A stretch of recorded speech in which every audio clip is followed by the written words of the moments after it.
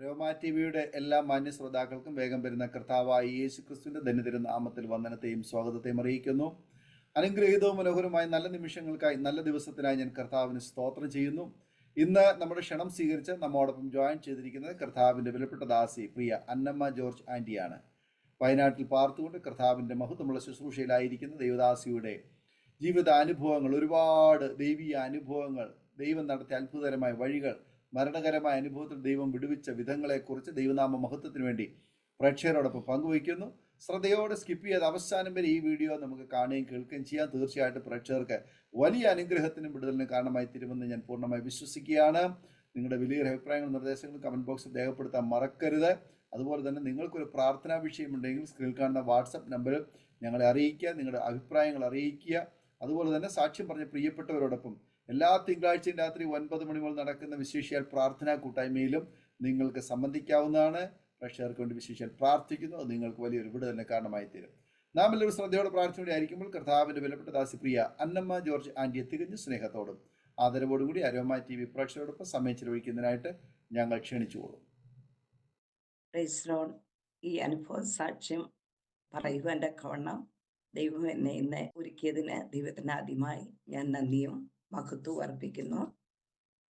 എനിക്കിതിൽ ഈ അരോമ TVയിൽ അവസരം ഒരുക്കി തന്ന കർത്താവിൻ്റെ വിലപ്പെട്ട ദാസൻ പാസ്റ്റർ ജോൺ ഡാനിയേൽ, ഗുജറാത്ത്, നന്ദിയും സ്നേഹവും അർപ്പിക്കുന്നു. എൻ്റെ പേര് അന്നമ്മ ജോർജ് എന്നാണ്. ഞങ്ങൾ വയനാട് ജില്ലയിൽ മീനങ്ങാടി എന്ന സ്ഥലത്ത് കർത്താവിൻ്റെ വേലയിലായിരിക്കുന്നു. എൻ്റെ ഹസ്ബൻഡിൻ്റെ പേര് പാസ്റ്റർ MM ജോർജ്. 3 മക്കളാണ് ഞങ്ങൾക്കുള്ളത്. അവർ 3 പേരും കർത്താവിൻ്റെ ശുശ്രൂഷയിലായിരിക്കുന്നു. ഇപ്പോൾ ഞങ്ങളുടെ കൂടെ ഇളയ മോനും കുടുംബവും ഞങ്ങൾ ഒന്നിച്ചാണ് ഈ മീനങ്ങാടിയിൽ ശുശ്രൂഷയിലായിരിക്കുന്നത്. എൻ്റെ ജന്മസ്ഥലം കോട്ടയം കാനത്തിലാണ്. എന്നാൽ ഞാൻ ജനിച്ച് 1 വയസ്സ് പ്രായമുള്ളപ്പോൾ അവിടുന്ന് 1959 എൻ്റെ പിതാവും പിതാവിൻ്റെ സഹോദരങ്ങളെല്ലാവരും അവിടുത്തെ സ്ഥലം വിറ്റ് കണ്ണൂർ ജില്ലയിൽ ഇരിട്ടിക്കടുത്ത അറബി എന്ന സ്ഥലത്തേക്ക് താമസം മാറുവാൻ ഇടയായി തീർന്നു. കൃഷിക്ക് ആവശ്യമായ കൂടുതൽ സ്ഥലങ്ങളൊക്കെ എടുത്ത് അതുകൊണ്ടാണ് അങ്ങോട്ട് മാറിയത്. അതുകൊണ്ട് ഞാൻ ജനിച്ചത് കാനത്തിലാണെങ്കിലും വളർന്നതും, എനിക്ക് ഓർമ്മ വെച്ച നാൾ മുതൽ വളർന്നത് കണ്ണൂർ ജില്ലയിലെ അറബി എന്ന സ്ഥലത്താണ്. എൻ്റെ സ്കൂൾ വിദ്യാഭ്യാസം എല്ലാം അവിടെയായിരുന്നു. കാനത്തിൽ വെച്ച് തന്നെ എനിക്ക് മാതാവും പിതാവും 6 സഹോദരങ്ങളും ആണ് ഉണ്ടായിരുന്നത്. എന്നാൽ ചില വർഷങ്ങൾക്ക് മുൻപ് എൻ്റെ പിതാവും മാതാവും ദൈവസന്നിധിയിൽ ചേർക്കപ്പെടുവാൻ കണ്ണപിടിയായി തീർന്നു. 7 മക്കളാണ് ഞങ്ങൾ. ഞാൻ 6ാമത്തെ ആളാണ്. ഞങ്ങൾ കോട്ടയം കാനത്തിൽ താമസിച്ചുകൊണ്ടിരുന്നപ്പോൾ തന്നെ യാക്കോബായ സമുദായത്തിലാണ് ഞങ്ങളുടെ ആത്മീയ പശ്ചാത്തലം. എന്നാൽ കാനത്തിലായിരുന്ന സമയത്ത് തന്നെ എൻ്റെ മാതാപിതാക്കൾ യാക്കോബായിൽ തന്നെ ദൈവദാസന്മാർ അവിടെ ആ കാലയളവിൽ വന്ന് സാറപ്പച്ചനും അങ്ങനെയുള്ള ആദ്യകാല ദൈവഭക്തന്മാർ അവിടെ വന്ന് ബൈബിൾ ക്ലാസ്സുകൾ എടുക്കുകയും ദൈവവചനം പഠിപ്പിക്കുകയും ഒക്കെ ചെയ്യുമായിരുന്നു. അതിലൊക്കെ എൻ്റെ മാതാപിതാക്കൾ പങ്കെടുത്തിട്ട്, അതുകൊണ്ട് അവിടുന്ന് തന്നെ യാക്കോബായിൽ നിൽക്കുമ്പോൾ തന്നെ ഒരു രക്ഷിക്കപ്പെട്ട അനുഭവത്തിൽ ദൈവത്തെ സേവിക്കുന്നവരായിരുന്നു. എന്നാൽ എൻ്റെ അപ്പച്ചൻ്റെ ഒരു ജ്യേഷ്ഠനും കുടുംബവും ഞാൻ ജനിക്കുന്നതിന് മുൻപേ വിശ്വാസത്തിൽ കടന്നു വന്നവരാണ്. അങ്ങനെ ഞങ്ങളെല്ലാവരും അറബിയിൽ വന്ന് താമസം തുടങ്ങി. ആ സമയത്ത് അടുത്തെങ്ങും യാക്കോബായ പള്ളിയില്ല. അതുകൊണ്ട് എനിക്ക് ഓർമ്മ വെച്ച് ചെറിയ പ്രായം മുതൽ എന്നെ സൺഡേ സ്കൂളിൽ വിട്ടത് ഈ അപ്പച്ചനൊക്കെ താമസിക്കുന്ന, എൻ്റെ പേരപ്പനൊക്കെ താമസിക്കുന്ന സ്ഥലത്ത് അവർ സൺഡേ സ്കൂൾ എടുക്കുന്നുണ്ട്. അവിടുത്തെ ആന്റിമാരെ അവിടെ പോയാണ് ഞാനും എൻ്റെ ചെറിയ ആങ്ങളെയും ഒക്കെ ദൈവവചനം പഠിക്കുവാൻ്റെ കണ്ണപിടിയായി തീർന്നത് സൺഡേ സ്കൂളിൽ. എന്നാൽ മലബാറിൽ വന്ന സമയത്ത് അഭിശ്രമിച്ച് സ്നാനപ്പെട്ടിട്ടില്ലായിരുന്നു. ആ വന്ന വർഷം തന്നെ അവർ സ്നാനപ്പെട്ട് പെരിങ്കരി എന്ന സ്ഥലത്ത്, ഭവനത്തിൽ നിന്ന് ഒത്തിരി ദൂരമാണ്, പെരിങ്കരി എന്ന AG ചർച്ചിൽ സ്നാനപ്പെട്ട ദൈവസഭയോട് ചേർന്ന് നിന്നു. എന്നാൽ അത് അധികം നാൾ മുന്നോട്ട് പോയില്ല. ദൈവത്തെ നോക്കി വിശ്വാസത്തിൽ ഉറച്ചു നിൽക്കുവാൻ കഴിയാതെ മാനുഷികമായ ചില പ്രവൃത്തികളും കാരണങ്ങളും കണ്ട് അവർ 1 വർഷം കഴിഞ്ഞപ്പോൾ വീണ്ടും സമുദായത്തിലേക്ക് മടങ്ങിപ്പോകാൻ കണ്ണുമടിയായി തീർന്നു.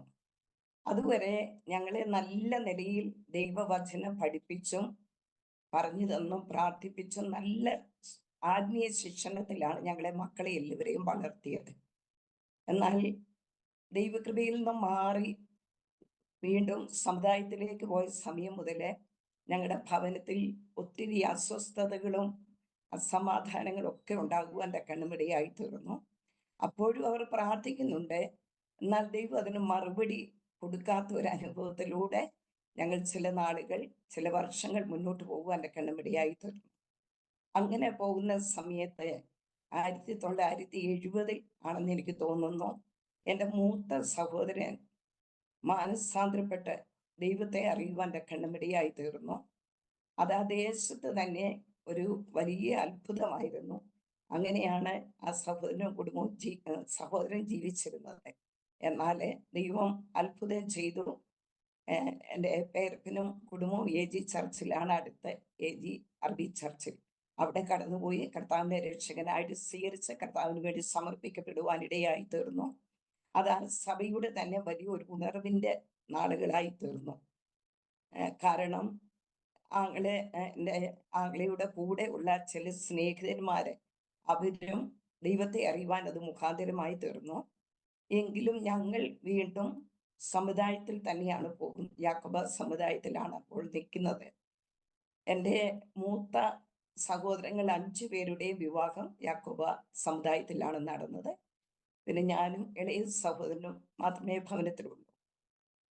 അങ്ങനെ പോകുന്ന സമയത്ത് എനിക്ക് 13 വയസ്സുള്ളപ്പോൾ 1972 ഈ കോട്ടയം കാനത്ത് നിന്ന് കാനം അച്ഛൻ എന്നെ കൊണ്ടുവന്ന് വള്ളിത്തോട് എന്ന സ്ഥലത്ത് ഒരു കൺവെൻഷൻ നടത്തുവാൻ കണ്ണുമടിയായി തീർന്നു.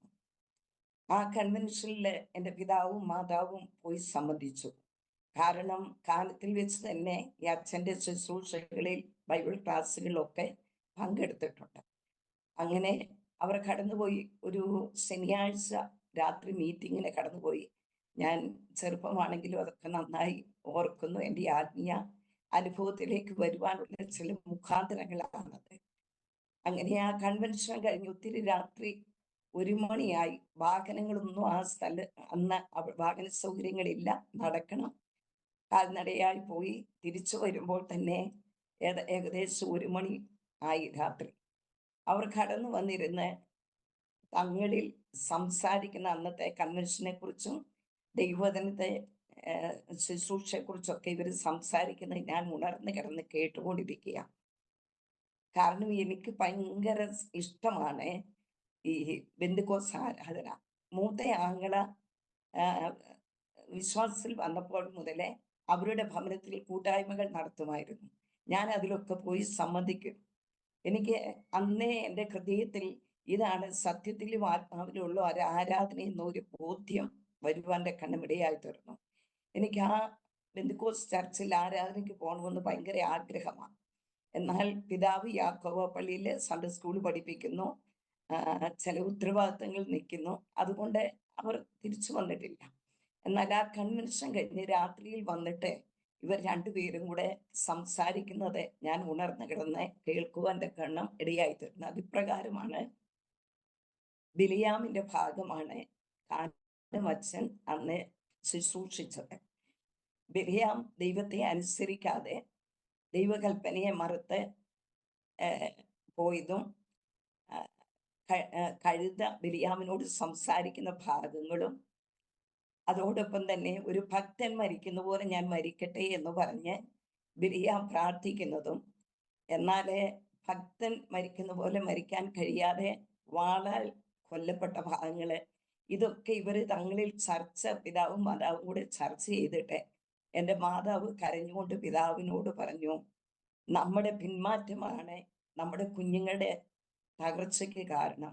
നമ്മുടെ ഭവനത്തിന്റെ എല്ലാ പ്രശ്നങ്ങൾക്കും അസമാധാനങ്ങൾക്കും കാരണം നമ്മുടെ പിന്മാറ്റമാണ്.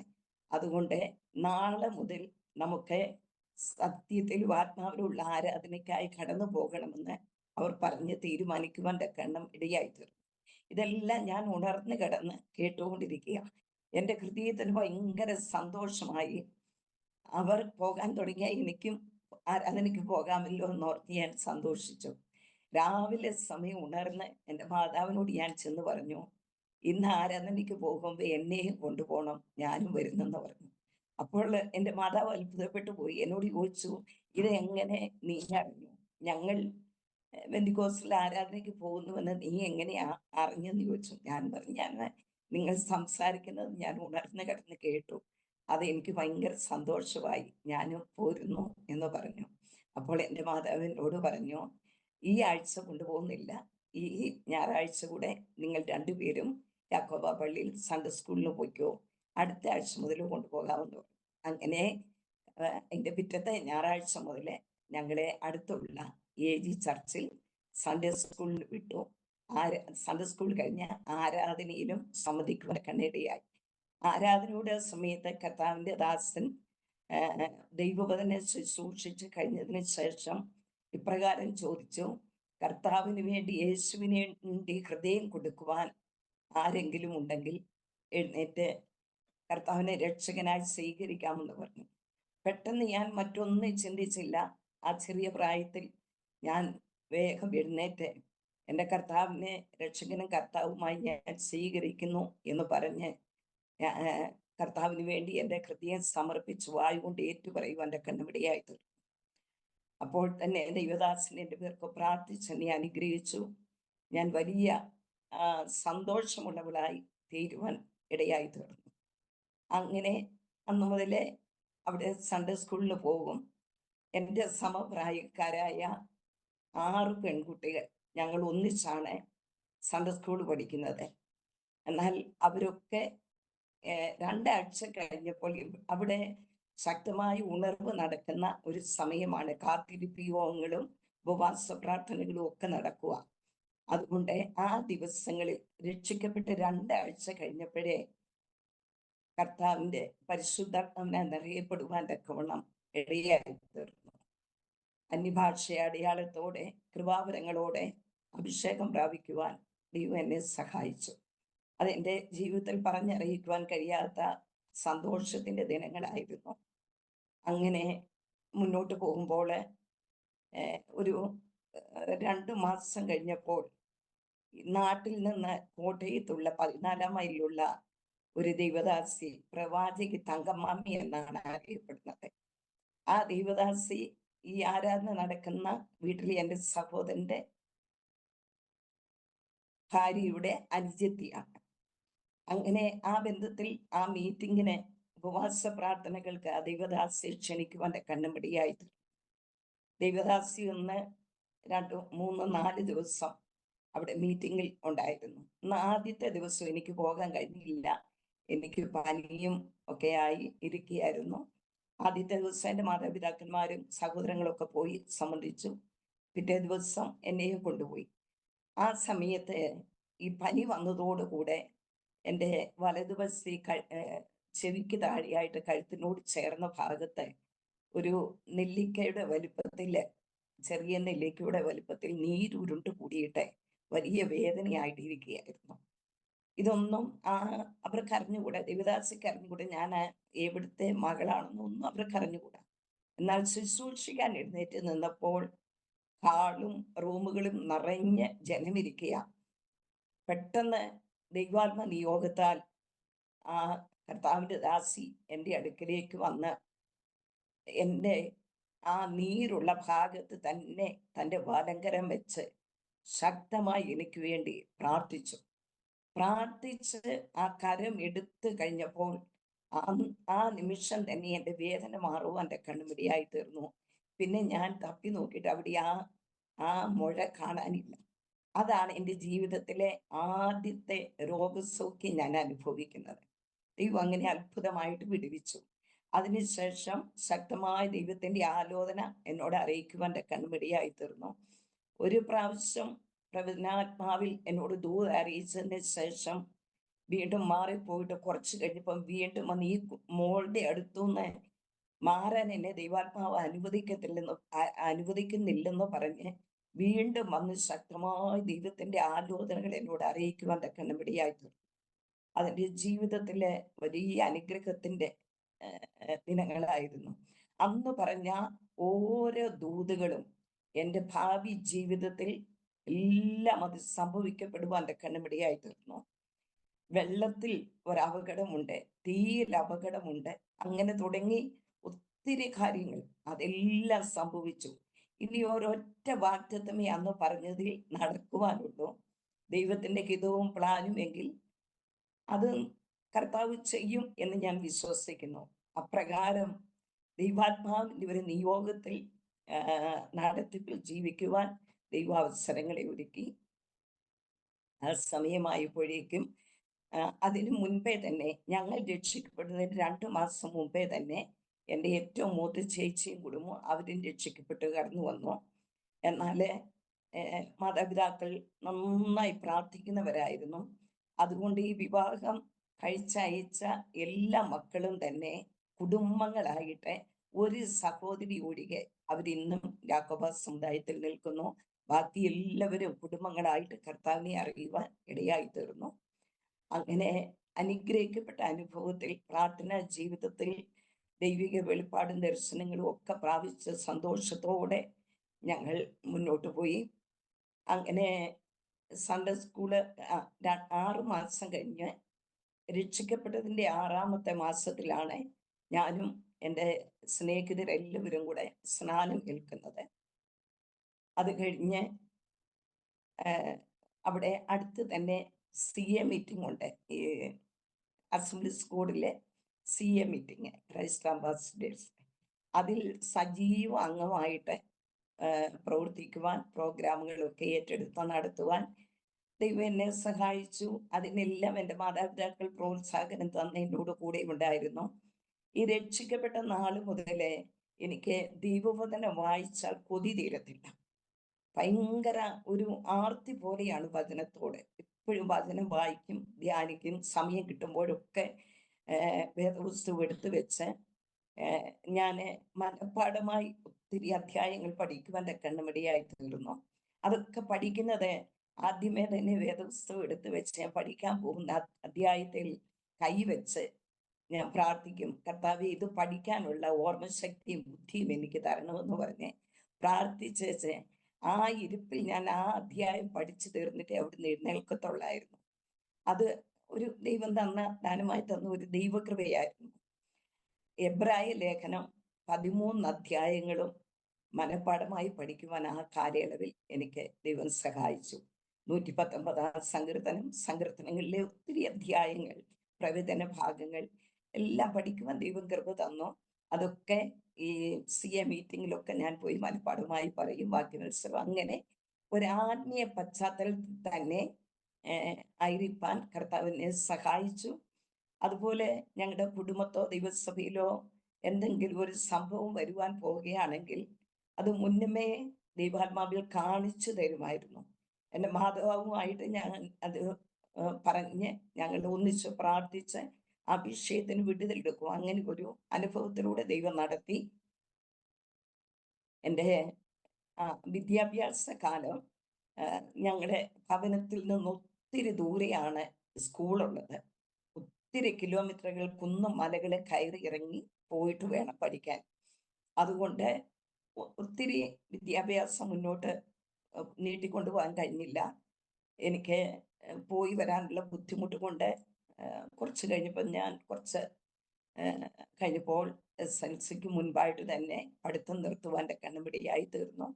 എങ്കിലും ദൈവവചനം വായിക്കുന്നത് തെറ്റുകൂടാതെ നന്നായി വായിക്കും. കൺവെൻഷൻ സ്ഥലങ്ങളിലും ഒക്കെ വായിക്കുമായിരുന്നു.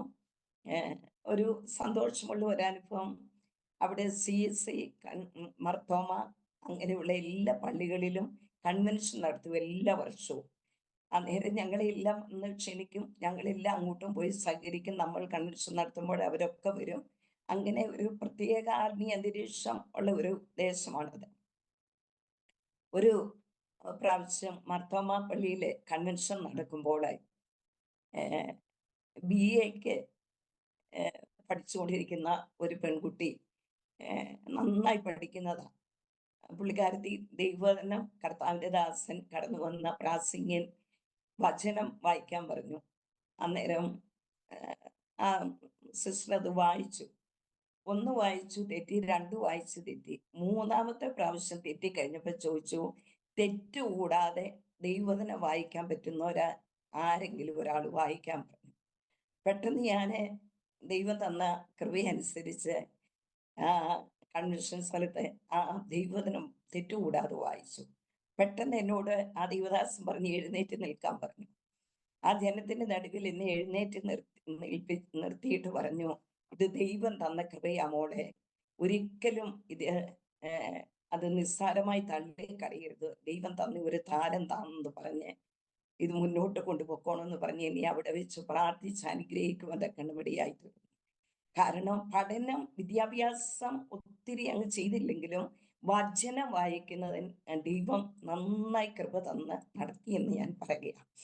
അങ്ങനെ മുന്നോട്ട് പോയ സമയത്ത് ഒരു 17 വയസ്സായപ്പോൾ അതിനു മുൻപേ കർത്താവിൻ്റെ വേലയ്ക്ക് ഉള്ള വിളി എനിക്കുണ്ടായി. ദൈവം എന്നോട് സംസാരിച്ചു. അനേക ദൈവദാസന്മാരുടെ കൂടി ആലോചന പറഞ്ഞു. ഞാൻ പൂർണ്ണ സമയവും കർത്താവിൻ്റെ വേലയ്ക്ക് വേണ്ടി ആഗ്രഹിച്ച് സമർപ്പിച്ചു. എന്നാൽ വിവാഹത്തോടുള്ള ബന്ധത്തിൽ എനിക്കൊരു 17 വയസ്സ് കഴിഞ്ഞപ്പോൾ മുതലേ വിവാഹാലോചനകൾ വന്നു തുടങ്ങി. ശക്തരായ കർത്താവിൻ്റെ ശുശ്രൂഷയിലായിരിക്കും ദൈവദാസന്മാരെ കൊണ്ടൊക്കെ വിവാഹാലോചന വന്നു. എന്നാൽ ദൈവത്തിൻ്റെ പദ്ധതിക്കും പ്ലാനിനും വേണ്ടി പ്രാർത്ഥിച്ചുകൊണ്ടിരുന്നു. എൻ്റെ 21-ാമത്തെ വയസ്സിൽ ദൈവം എനിക്കൊരു ദർശനം തന്നു. നെൽകൃഷി ഒത്തിരി വയലുള്ള ഒരു പ്രദേശം. അവിടെ ഒരു വ്യക്തി, യൗവനക്കാരനായ ഒരു വ്യക്തിയെ കാണിച്ചു തന്നു. ഞാനും അദ്ദേഹത്തോടൊപ്പം വയലിൽ കൃഷി ചെയ്യുകയാണ്. അങ്ങനെ ഒരു ദർശനം എനിക്ക് തന്നു. അതെന്താണെന്ന് എനിക്ക് മനസ്സിലായില്ല. ഞാൻ രാവിലെ എൻ്റെ മാതാവിനോട് ആ ദർശനം പങ്കുവെച്ചു. ഉടനെ മാതാവ് എന്നോട് പറഞ്ഞു, ഈ നെൽകൃഷി കൂടുതലുള്ള സ്ഥലം വയനാടാണ്, നല്ല പച്ചപ്പുള്ള സ്ഥലം വയനാടാണ്. അതുകൊണ്ട് മിക്കവാറും വയനാട്ടിൽ നിന്നായിരിക്കും നിനക്കൊരു വിവാഹാലോചന വരുന്നത്, അതായിരിക്കാം കാണിച്ചതെന്ന് പറഞ്ഞു. അപ്പോൾ ഞാൻ പറഞ്ഞു, ഞാൻ കർത്താവിൻ്റെ വേലയ്ക്ക് വേണ്ടി സമർപ്പിക്കപ്പെട്ടവളാണ്, പിന്നെ എങ്ങനെയാ കൃഷികാര്യങ്ങളിൽ പോകുന്നേ എന്ന് ചോദിച്ചപ്പോൾ എൻ്റെ അമ്മച്ചി പറഞ്ഞു, നമുക്ക് പ്രാർത്ഥിക്കാം, അതെല്ലാം ദൈവത്തിൻ്റെ ഹിതവും പദ്ധതിയും പോലെ ദൈവം ക്രമീകരിക്കുമെന്ന് പറഞ്ഞു. എന്നാൽ ഞാൻ പ്രാർത്ഥിച്ചുകൊണ്ടിരുന്നു. ഒരാഴ്ച കൂടെ കഴിഞ്ഞപ്പം വീണ്ടും ദൈവം എന്നെ ഒരു വിഷയം കാണിച്ചു തന്നത് ഈ ഭാരതപ്പുഴ പോലെയുള്ള ഒരു പുഴയാണ്. അന്ന് ഞാൻ ഭാരതപ്പുഴയൊന്നും കണ്ടിട്ടില്ല. മണൽ തിട്ടകളും മണൽ ഒത്തിരി നിറഞ്ഞ് വളരെ വീതി കൂടിയ ഒരു പുഴ. ആദ്യം കണ്ട ദർശനത്തിൽ കണ്ട ആ വ്യക്തിയും ഞാനും കൂടെ വല വീശി മീൻ പിടിക്കുക. ഇങ്ങനെ കണ്ടു. ഇതെന്താണ് സംഭവം എന്നൊന്നും മനസ്സിലായില്ല. രാവിലെ ഇതുപോലെ അമ്മച്ചിയോട് പറഞ്ഞു. അന്നേരം എന്നോട് പറഞ്ഞു, അത് എൻ്റെ സാരം ആദ്യം കണ്ടത് കൃഷിക്കാരനാണ്. കൃഷിയോടുള്ള ബന്ധത്തിലായിരിക്കും നിങ്ങളെ വിവാഹം കഴിഞ്ഞ് ആ ആരംഭ കാലഘട്ടം. പിന്നീട് നിങ്ങൾ സുവിശേഷ വേലയ്ക്ക് ഇറങ്ങും. സുവിശേഷ വേലയ്ക്ക് ഇറങ്ങി ആത്മാക്കളെ നേടും. അതാണ് ഈ വല വീശി മീൻ പിടിക്കുന്നതിൻ്റെ സാരം എന്നോട് പറഞ്ഞു തന്നു. അങ്ങനെ ആ കണ്ട ദർശനം കഴിഞ്ഞതിന് ശേഷം 1 മാസം കഴിഞ്ഞപ്പോൾ വയനാട്ടിൽ നിന്ന് തന്നെ ഞാൻ കണ്ട അതേ വ്യക്തി, ഒരു മാറ്റവുമില്ല, അതേപോലെ തന്നെ വിവാഹാലോചന വരികയും 1981 ഞങ്ങളുടെ വിവാഹം നടക്കുകയും ചെയ്തു. കൃഷിയാണ്, വയലുണ്ട്, എല്ലാം അങ്ങനെ തന്നെ. എന്നാൽ ചില നാളുകൾ മുന്നോട്ട് പോയി 82 ഞങ്ങളുടെ മൂത്ത മോനെ ജനിച്ചു. അവൻ്റെ ജനനത്തിന് മുമ്പ് ഉദരത്തിലായിരിക്കുമ്പോൾ 7 മാസം ആ, പ്രായ ആയപ്പോൾ പെട്ടെന്ന് എനിക്ക് അതുവരെ ഒരു കുഴപ്പവുമില്ല. പെട്ടെന്ന് ആ, എനിക്ക് വയറുവേദന ഉണ്ടാക്കി, ബ്ലീഡിങ് ഉണ്ടാകുകയും ചെയ്യുവാൻ്റെ ഇടയായി തീർന്നു. എന്നാൽ പെട്ടെന്ന് ഹോസ്പിറ്റലിൽ കൊണ്ടുപോകാനോ നോക്കാനോ ഒന്നും പറ്റുന്ന ഒരു സാഹചര്യമല്ല. അവിടെ വാഹന സൗകര്യവും ഒന്നുമില്ല. കുറച്ച് ഉൾപ്രദേശമാണ്. രാത്രിയിൽ വിഷമം കൂടി. പെട്ടെന്ന് ഞാൻ ദേവദാസിനോട് പറഞ്ഞു, നമുക്ക് കരങ്ങൾ കോർത്തു പിടിച്ച് പ്രാർത്ഥിക്കാം. ഈ കുഞ്ഞിനെ ഒരു കേടും കൂടാതെ ദൈവം ആണായാലും പെണ്ണായാലും ജീവനോടെ നമുക്ക് തരുന്നെങ്കിൽ കർത്താവിൻ്റെ വേലയ്ക്ക് സമർപ്പിച്ച് പ്രാർത്ഥിക്കാമെന്ന് പറഞ്ഞു. അങ്ങനെ ഞങ്ങൾ കരങ്ങൾ കോർത്ത് പ്രാർത്ഥിച്ച് ദൈവകരങ്ങൾ സമർപ്പിച്ചു. അത്ഭുതമെന്ന് പറയട്ടെ, ആ സമയം തന്നെ എനിക്കുണ്ടായ ആ പ്രയാസത്തെ ദൈവം എടുത്തു മാറ്റി സൗഖ്യമായി. ഒരു ഹോസ്പിറ്റലിലും പോകേണ്ട ആവശ്യം വന്നില്ല. എന്നാൽ മോൻ്റെ ജനനത്തോടുള്ള ബന്ധത്തിൽ ഡെലിവറി സമയത്ത് എനിക്ക് ഭയങ്കരമായ ബുദ്ധിമുട്ടുകൾ നേരിട്ടു. ഞാനും കുഞ്ഞും ജീവനോടെ ഇരിക്കത്തില്ല എന്ന് എല്ലാവരും ചിന്തിച്ച സന്ദർഭങ്ങൾ നേരിട്ടു. അവിടെയും ദൈവം അത്ഭുതം ചെയ്തു, വിടുതലയച്ചു. പിന്നീട് അതിനുശേഷം ഞങ്ങൾക്ക് 2 ആൺ കുഞ്ഞുങ്ങളെ കൂടെ ദൈവം തന്നു. മൂത്ത മോനെ 5 വയസ്സ് പ്രായമുള്ളപ്പോൾ ഞങ്ങളുടെ വീടിൻ്റെ സ്ഥലത്തിൻ്റെ ചുറ്റി ഒരു പുഴ ഒഴുകുന്നുണ്ട്. ആ പുഴ ജൂൺ ജൂലൈ മാസങ്ങളിൽ നിറഞ്ഞ് കവിഞ്ഞൊഴുകും. എന്നിട്ട് വയൽ, ഞങ്ങളുടെ വീടിൻ്റെ താഴെയുള്ള വയൽ പ്രദേശം മുഴുവൻ വെള്ളത്തിലാവും, കായൽ പോലെ കിടക്കും. അങ്ങനെ മോൻ 5 വയസ്സ് പ്രായമായ സമയത്ത് ഇതുപോലെ വെള്ളം കയറി. ഒരു ജൂലൈ മാസത്തിലാണ്. ഇവൻ വെള്ളം കാണാൻ വേണ്ടി താഴെ ഇറങ്ങിപ്പോയത് ഞങ്ങൾ ആരും അറിഞ്ഞില്ല. ഇറങ്ങിച്ചെന്ന് വയലിൻ്റെ കൈത്തോടുണ്ട്. ആ കൈത്തോട് നിറഞ്ഞ് വെള്ളം ഒഴുകുവാണ്. വയൽ മുഴുവൻ വെള്ളം മൂടിക്കിടക്കുന്നു. ഇവൻ ആ തിണ്ടിൽ ചെന്ന് നിന്നു. പെട്ടെന്ന് മൺതിട്ട ഇടിഞ്ഞ് വെള്ളത്തിൽ കുഞ്ഞ് വീണുപോയി. വീണ് അവിടെ നിന്ന് കുറച്ച് ദൂരം ഒഴുകിപ്പോയി.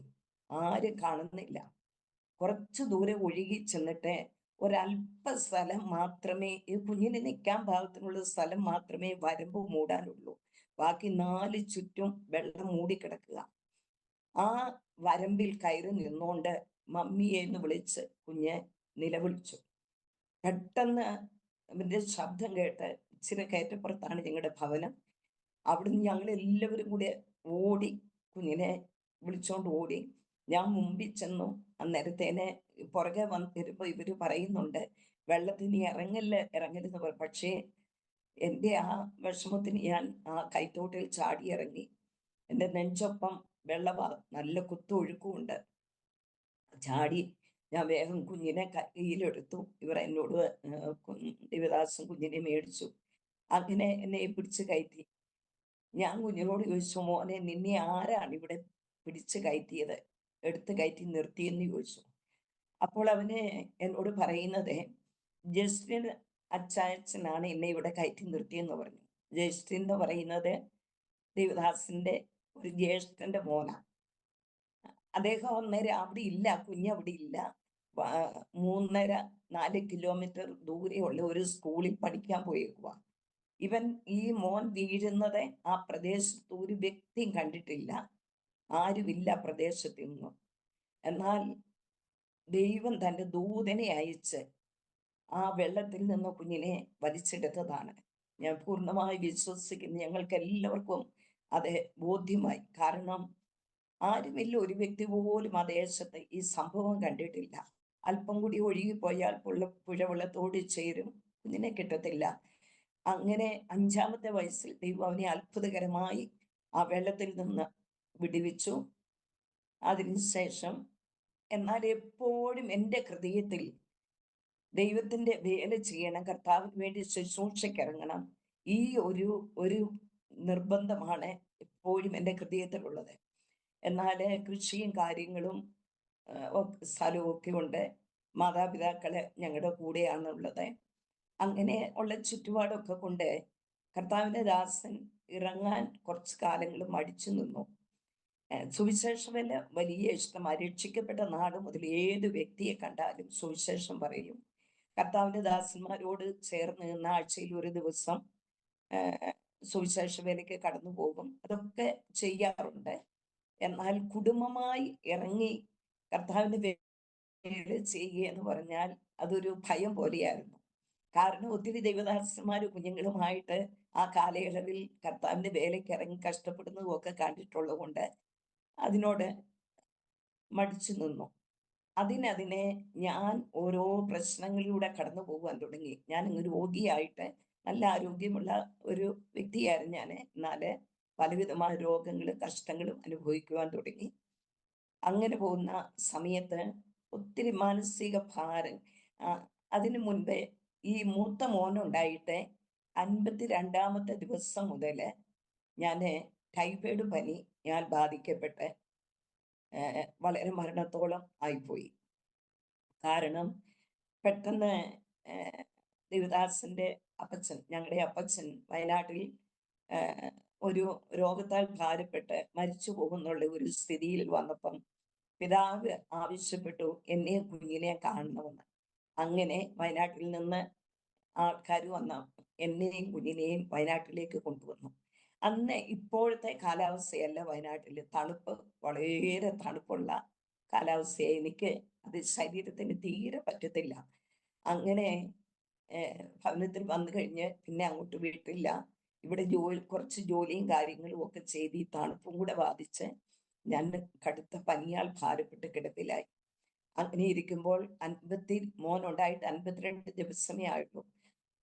എൻ്റെ വിവരങ്ങൾ അറിയുവാൻ വേണ്ടി എൻ്റെ പിതാവ് കണ്ണൂരിൽ നിന്ന് കടന്നു വന്നപ്പോൾ എനിക്ക് എഴുന്നേൽക്കാൻ പോലും പറ്റാത്ത വണ്ണം ഭയങ്കര പനിയാൽ ഭാരപ്പെട്ട് കിടക്കുകയാണ്.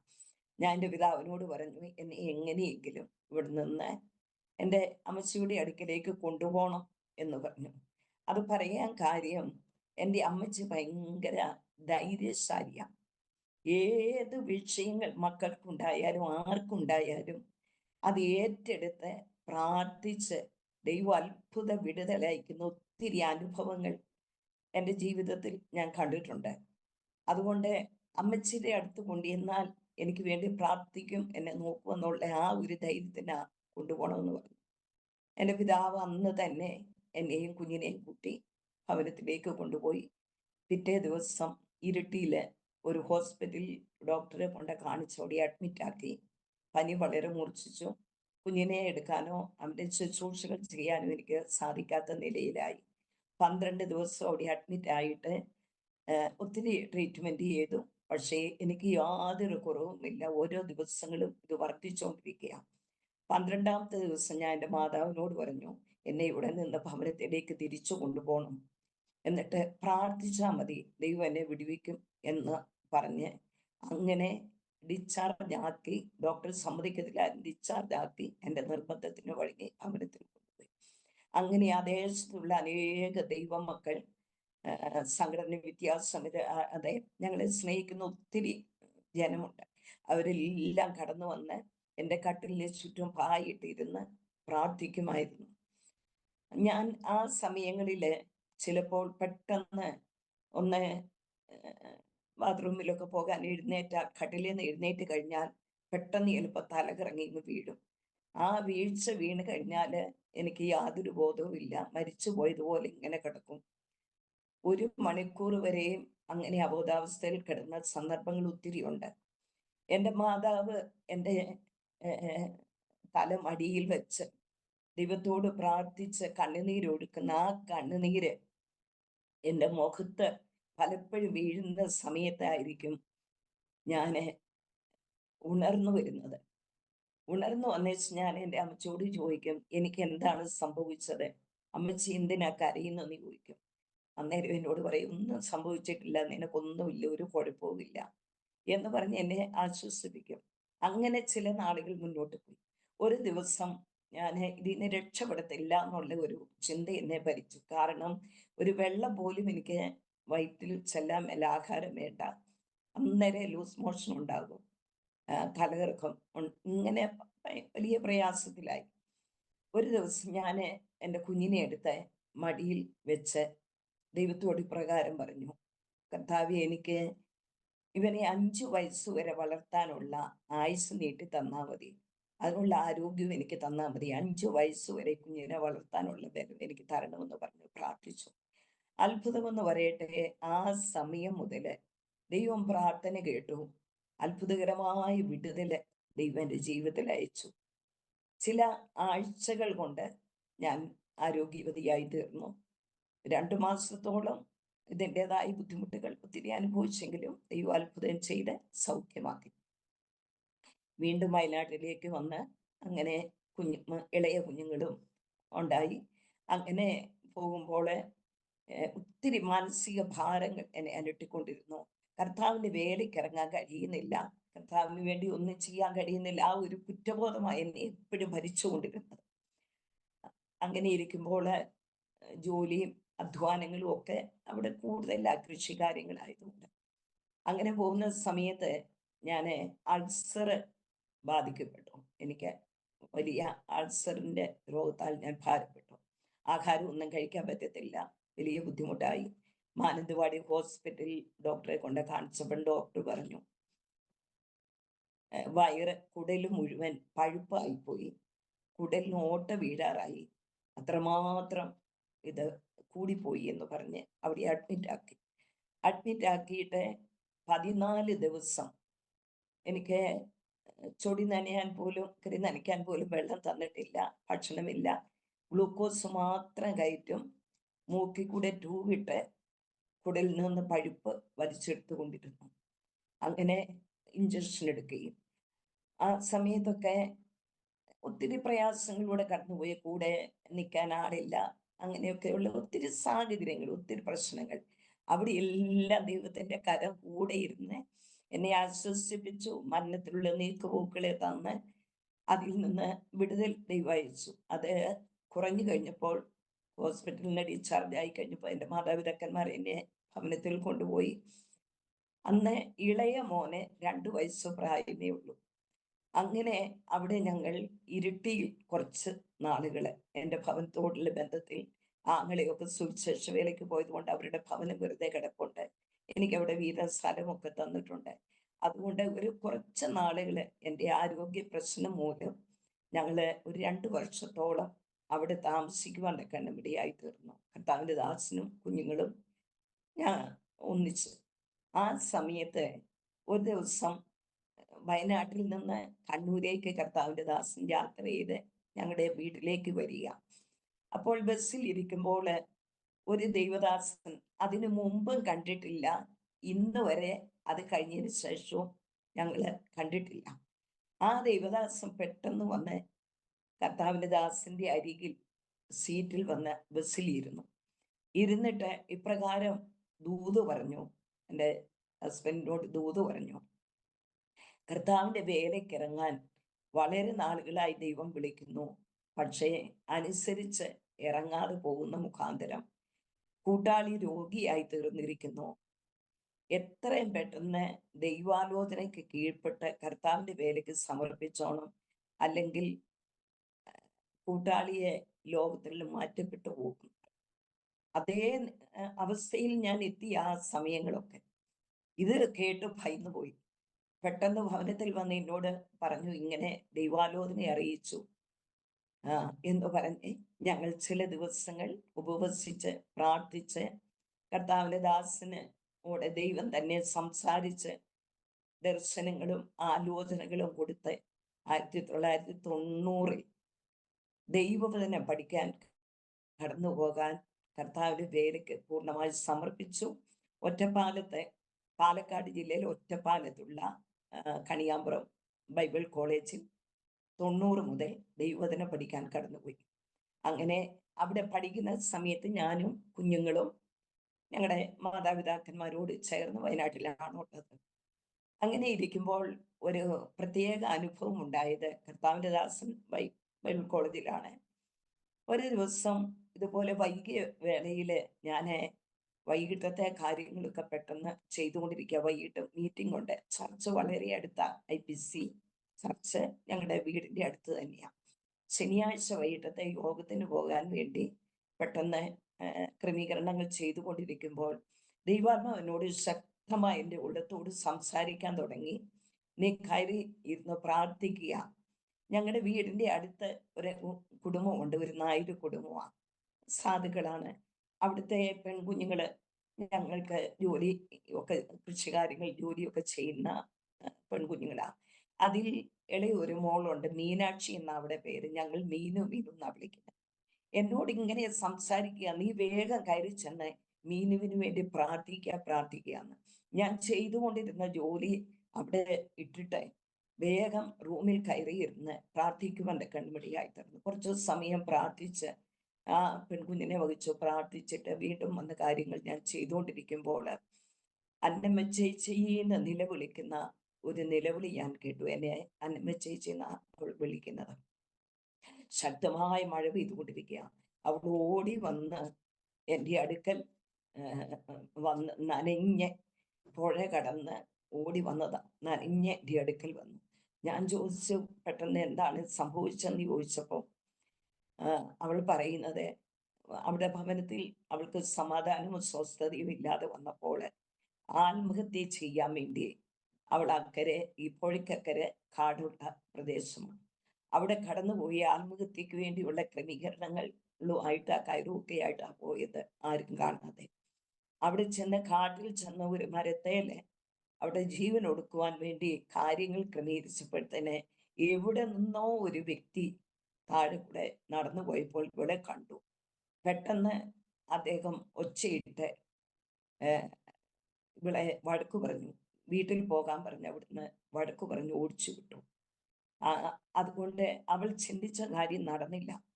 അപ്പോൾ തന്നെ അവളോട് ദൈവം അവിടെ ഹൃദയത്തിൽ ആരോ സംസാരിക്കുകയെന്നാ പറഞ്ഞേ, നീ അന്നമ്മ ചേച്ചിയുടെ അടുത്ത് പോന്നേ, എൻ്റെ പേര് പറഞ്ഞു കൊടുത്തിട്ട് പറയുക അടുക്കലേക്ക് ചെല്ലാൻ. അങ്ങനെയാണ് അവൾ ആ പുഴയെല്ലാം കടന്ന് നനഞ്ഞ് ഓടി എൻ്റെ അടുത്തേക്ക് വന്നു. പെട്ടെന്ന് ഞാൻ വസ്ത്രം മാറാൻ എൻ്റെ വസ്ത്രങ്ങളൊക്കെ കൊടുത്ത് അവളെ കൈക്കൊണ്ട് അവളോട് കർത്താവിൻ്റെ വചനത്തെ കുറിച്ച് സുവിശേഷം പറഞ്ഞ് അന്ന് പകലില്ല വൈകിയ വേളയിൽ അവൾ കർത്താവിനെ രക്ഷകനും കർത്താവുമായിട്ട് സ്വീകരിച്ച് കർത്താവിന് വേണ്ടി സമർപ്പിക്കുവാൻ ഇടയായി. അന്ന് വൈകിട്ടത്തെ മീറ്റിങ്ങിന് ഞാൻ അവളെ കൂട്ടിപ്പോയി. ഞായറാഴ്ച ആരാധനയ്ക്ക് പോയി. പിന്നീട് ആ പെൺകുട്ടി അഭിഷേകം പ്രാപിച്ച് സ്നാനപ്പെട്ട് ഒരു ബൈബിൾ കോളേജിൽ, ലേഡീസ് ബൈബിൾ കോളേജിൽ പഠിക്കുവാൻ്റെ കണ്ണുപടിയായിട്ട്. അങ്ങനെ ഒരു അത്ഭുതകരമായ ദൈവപ്രവൃത്തി കർത്താവ് അവിടെ ചെയ്യുവാനിടയായി. അങ്ങനെ പോകുമ്പോൾ 90 മുതൽ കർത്താവിൻ്റെ ദാസൻ ദൈവവചനം പഠിക്കുന്നു. 92 ആയപ്പോഴേക്കും ബൈബിൾ കോളേജിനോടുള്ള ബന്ധത്തിൽ ഒരു IPC ചർച്ച് ഉണ്ട്, കണിയാമ്പുറം ചർച്ച്. ചുരുങ്ങിയ ആൾക്കാരോട് കൂടുന്നത്. അവിടുത്തെ ദൈവദാസൻ ഞങ്ങളെ കർത്താവിൻ്റെ ദാസനോട് പറഞ്ഞു, കുടുംബമായിട്ട് വന്ന് ഈ സഭയുടെ ചാർജ് ഏറ്റെടുത്ത് ഇവിടെ പ്രവർത്തിക്കണമെന്ന് പറഞ്ഞു. അങ്ങനെ 92 മുതൽ ഞങ്ങൾ കുഞ്ഞുങ്ങളുമായി കുടുംബമായി ദൈവവേലയ്ക്ക് വേണ്ടി കടന്നു പോകുവാൻ ദൈവ അവസരങ്ങളെ ഒരുക്കി. അവിടെ കടന്നു എന്ന് ആദ്യത്തെ വർഷം അവിടെയുള്ള കുറച്ച് വിശ്വാസികളെ ഉള്ളൂ. അങ്ങനെ ഒരു വർഷം മുഴുവൻ ഞങ്ങൾ പ്രാർത്ഥിച്ചുകൊണ്ടിരുന്നു. രണ്ടാമത്തെ വർഷമായപ്പോഴേക്കും പുതിയ ആത്മാക്കളെ ദൈവദേശത്ത് തന്നു. ഒരു കൂട്ടം ജനത്തെ ഭാരതപ്പുഴയിൽ, ഞാൻ വിവാഹത്തിന് മുമ്പ് കണ്ട ദർശനം പോലെ തന്നെ ഭാരതപ്പുഴയിൽ സ്നാനപ്പെടുത്തുവാൻ ദൈവം അവസരങ്ങളെ ഒരുക്കി. ഞങ്ങളുടെ മൂത്ത മോനും അവിടെ വെച്ചാണ് സ്നാനപ്പെടുവാനിടയായി തീർന്നത്. അത് ഒരത്ഭുതകരമായി എനിക്ക് തോന്നുന്നു. എൻ്റെ കണ്ണം ദൈവം ഒരു വാഗ്ദത്തം പറഞ്ഞാൽ, ഒരാലോചന പറഞ്ഞാൽ അത് നിവർത്തിക്കുവാൻ ശക്തനാണെന്ന് ഒന്നുകൂടെ ഉറച്ചു വിശ്വസിക്കുവാൻ അതെനിക്ക് മുഖാന്തരമായി തീർന്നു. അങ്ങനെ ചില വർഷങ്ങൾ അവിടെ ആ സഭയോടുള്ള ബന്ധത്തിൽ ശുശ്രൂഷിച്ചു. പിന്നെ കണ്ണൂര്, കാസർഗോഡ് ജില്ലകളിൽ ഒക്കെ സഭകളിൽ ശുശ്രൂഷയിലായിരുന്നു. കണ്ണൂര് മണ്ഡലം എന്ന് പറഞ്ഞ സ്ഥലത്ത് അവിടെ IPCയുടെ ശുശ്രൂഷയിൽ ഞങ്ങളായിരിക്കുമ്പോൾ ഒരനുഭവം, ഒരു പ്രത്യേക അനുഭവം ഉണ്ടായി. ഞങ്ങള് ചർച്ചിൽ നിന്ന് വളരെ ദൂരം പോകണം, വിശ്വാസികളുടെ ഒരു കുടുംബത്തെ ചെല്ലണമെങ്കിൽ കുന്നുകളും മലകളും കയറി ഇറങ്ങി പോകണം. ഒരു ഉച്ച സമയത്ത് കുഞ്ഞുങ്ങളെ സ്കൂളിൽ വിട്ടിട്ട് കർത്താവിൻ്റെ ദാസനും ഞാനും കൂടെ വിസിറ്റിങ്ങിനായിട്ട് പോകുകയാണ്. ആ പോകുന്ന സമയത്ത് ആ മലയെല്ലാം കയറി ആ ഭവനത്തിന്റെ അടുത്ത് ചെന്നപ്പം റോഡിൽ നിന്നാ കാണാം അവരുടെ വീട്. പക്ഷെ കുറച്ച് കയറ്റത്തിലാ വീട്. അവിടെ ഈ കയ്യാല കെട്ടിയിരിക്കുക, നാട്ടിലെ വാക്കിൽ പറഞ്ഞ കയ്യാല, സ്റ്റെപ്പുകള് 3-4 സ്റ്റെപ്പുകൾ കയറിയിട്ട് വേണം ഇവരുടെ ഭവനത്തിന്റെ മുറ്റത്തേക്ക് കടന്നു ചെല്ലാൻ. അങ്ങനെ കർത്താവിന്റെ ദാസൻ മുന്നിലും ഞാൻ പുറകിലും. ഞാൻ കുട ചൂടി ഇട്ടുണ്ട്, വെയിലായതുകൊണ്ട്. നല്ലപോലെ പറമ്പ്, കൃഷി ഇടമ, അത് തെളിച്ചിട്ടിരിക്കുക, കാടോ ഒന്നുമില്ല.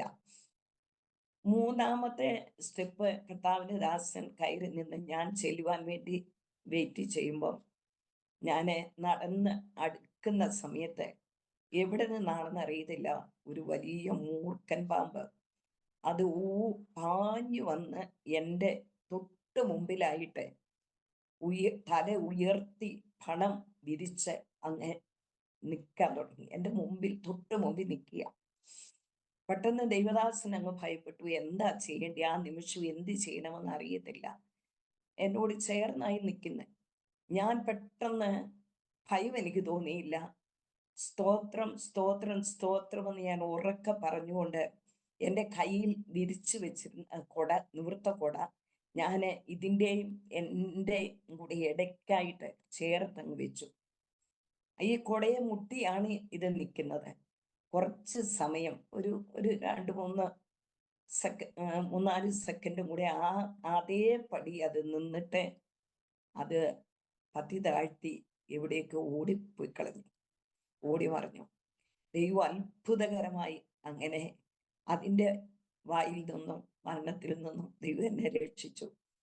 ഞാൻ എപ്പോഴും സാക്ഷ്യം പറയുമ്പോഴും ഒക്കെ പറയും, സ്തോത്രത്തിന്റെ ശക്തി ചെറുതൊന്നുമല്ല. ദൈവത്തിന് മഹത്വം കൊടുക്കുന്ന ഒരു നിസ്സാരമായിട്ട് പലപ്പോഴും തോന്നും. പക്ഷേ നമ്മൾ ആത്മാർത്ഥമായിട്ട് ഒരു 2 സ്തോത്രം പറഞ്ഞാൽ അതിൻ്റെ മുമ്പിൽ ഉയർന്നു വരുന്ന ശത്രു പോലും തല താഴ്ത്തി പോകുന്ന ഞാൻ എപ്പോഴും പറയാറുണ്ട് എൻ്റെ അനുഭവത്തിൽ നിന്ന്. അങ്ങനെ അതിനുശേഷം ഞങ്ങളുടെ കാസർഗോഡ് സഭയിൽ ശുശ്രൂഷിച്ചു. അങ്ങനെ കാസർഗോഡ് 1999 ശുശ്രൂഷിക്കുന്ന സമയത്ത് ഒരു മരണത്തിൽ നിന്നും കൂടെ ദൈവം എന്നെ വിടുവിച്ചു. അത് ദൈവദാസന്റെ ജ്യേഷ്ഠന്റെ മകന്റെ വിവാഹമായിരുന്നു വയനാട്ടിൽ. അതിന് ഞങ്ങൾ വയനാട്ടിലേക്ക് കടന്നു വന്നു. 2 ദിവസം മുൻപേ വന്ന ഇതിന്റെ കാര്യങ്ങളൊക്കെ ഒരുക്കാൻ അങ്ങനെ ജോലികളൊക്കെ ചെയ്തു, ഉറക്കളക്കുകയൊക്കെ ചെയ്തു. എന്നാല് വിവാഹ ശുശ്രൂഷ ചർച്ചിൽ വെച്ച് കഴിഞ്ഞിട്ട് വിരുന്നുകാരൊക്കെ വന്ന് ഭക്ഷണം കഴിക്കാൻ എല്ലാവരും ഇരിക്കുന്ന സമയത്ത് ഞങ്ങള് കുടുംബക്കാർ ഒത്തിരി ഉണ്ട്, സഹോദരങ്ങൾ ഒത്തിരി ഉണ്ട്, മാതാവും പിതാവും ഉണ്ട്. എല്ലാവരോടും കൂടെ അങ്ങോട്ട് കുറച്ച് മാറി ഫോട്ടോ എടുക്കാം, കുടുംബ ഫോട്ടോ എടുക്കാമെന്ന് പറഞ്ഞ് അങ്ങോട്ട് നടന്നു പോയി. എനിക്ക് പെട്ടെന്ന് തലകറങ്ങി. ഉടനെ എൻ്റെ ജ്യേഷ്ഠന്റെ ഭാര്യയോട് ഞാൻ പറഞ്ഞു, ചേച്ചി എനിക്ക് തല കറങ്ങുന്നു, അത് ഉറക്കളച്ചത് കൊണ്ടായിരിക്കുമെന്ന് പറഞ്ഞ് എന്നെ ആശ്വസിപ്പിച്ചു. പക്ഷേ അതല്ല, ഞാനൊരു പ്രത്യേക അന്തരീക്ഷത്തിലോട്ട് മാറുന്നത് എനിക്ക് അനുഭവിക്കുവാൻ തക്കണമടിയായി. ഞാൻ സ്തോത്രം, സ്തോത്രം, സ്തോത്രം എന്ന് പറഞ്ഞ് കൊണ്ടിരിക്കെ ചെയ്ത് എൻ്റെ ഈ വലതുവശം കൂടിപ്പോയി. വലതുവശം ഇങ്ങ് കോടിയിട്ട് ഈ താടയിലൊക്കെ ഇങ്ങോട്ട് തിരിഞ്ഞു പോന്നു. പെട്ടെന്ന് ഞാൻ, അത്രേ എനിക്ക് ഓർമ്മയിലുള്ളൂ, ഞാൻ കുഴഞ്ഞു വീഴാൻ പോയപ്പം പെട്ടെന്ന് മൂത്ത മോഹനുണ്ട്, കർത്താവിന്റെ ദാസനും ഒക്കെ ഉണ്ട്, അവർ ഓടി വന്ന് എന്നെ കോരിയെടുത്ത് കസേരയിൽ ഇരുത്തി മൂത്ത മോഹന് അവന് ചില ആത്മീയ ശുശ്രൂഷ അന്നും ഉണ്ട്. ശക്തമായിട്ട് കുഞ്ഞായി ആ മരണദൂതനെ ശാസിച്ച് ശക്തമായി എനിക്ക് വേണ്ടി പ്രാർത്ഥിച്ചു. ഇതൊന്നും ഞാൻ അറിയുന്നില്ല. ഞാൻ അപ്പോൾ എനിക്ക് മനസ്സിലാകുന്ന ഒരു കാര്യം, എൻ്റെ ആ അബോധാവസ്ഥയിൽ എനിക്ക് അനുഭവപ്പെട്ട ഒരു കാര്യം എന്താണെന്ന് ചോദിച്ചാൽ, എൻ്റെ ജീവൻ എന്നിൽ നിന്ന് വിട്ടുപോയി. എൻ്റെ ശരീരം അവിടെ കിടക്കുന്നു. എന്നാൽ ഈ വിട്ടുപോയ ജീവൻ അത് ഒരു ഇരുളിൻ്റെ അനുഭവത്തിലേക്ക്, ആകെ ഒരു ഇരുളാണ്, അതിലേക്ക് സ്റ്റെപ്പ് ഇറങ്ങി 2 സ്റ്റെപ്പ് ഇറങ്ങി 3-ാമത്തെ സ്റ്റെപ്പ് ഇറങ്ങുന്നതായിട്ടാണ് ആ സമയത്ത് എനിക്ക് അനുഭവപ്പെടുന്ന എൻ്റെ ഓർമ്മയിലുള്ളത്. അത്രേ ഉള്ളൂ ഓർമ്മയിൽ. എന്നാൽ സംഭവം ശരിയാ, മരണശക്തി എന്നെ ഓട് പോരാടിയതാണ്. ആ സമയത്താണ് കുഞ്ഞ് അധികാരത്തോടെ പ്രാർത്ഥിച്ച് ആ വിഷയത്തിന്മേൽ ജയമെടുക്കുന്ന ആ മരണ ശക്തിയെ ശാസിക്കുന്നത്. അങ്ങനെ ആ പ്രയാസം മാറി. പക്ഷെ എനിക്ക് ഓർമ്മയില്ല. എന്നെ അവരെ എടുത്തു കൊണ്ടുപോയി ഭവനത്തിൽ കിടത്തി. അവിടെ ഉണ്ടായിരുന്നവരെല്ലാം പറഞ്ഞു, പെട്ടെന്ന് ഹോസ്പിറ്റലിൽ കൊണ്ടുപോകണം, ഇങ്ങനെ വെച്ചുകൊണ്ടിരിക്കില്ല. കർത്താവിൻ്റെ ദാസനും മോനും പറഞ്ഞു, നിങ്ങൾ ആരും ശല്യപ്പെടുത്താൻ പോകണ്ട, അത് അവിടെ കിടന്ന് മമ്മി ഉറങ്ങിക്കോട്ടെ, അത് ഉറങ്ങിക്കഴിഞ്ഞ് നോർമലായിട്ട് എഴുന്നേറ്റ് വരുമെന്ന് പറഞ്ഞ് എന്നെ റൂമിൽ കൊണ്ട് കിടത്തി. അങ്ങനെ 1:30 അബോധാവസ്ഥയിലായി ഞാൻ. ശരിയായ ഓർമ്മയോടെ ഈ ബോധം തെളിഞ്ഞ ഉറക്കത്തിൽ നിന്ന് എഴുന്നേറ്റ് വരുന്നത് 5:30 മണിയായപ്പോഴാണ്.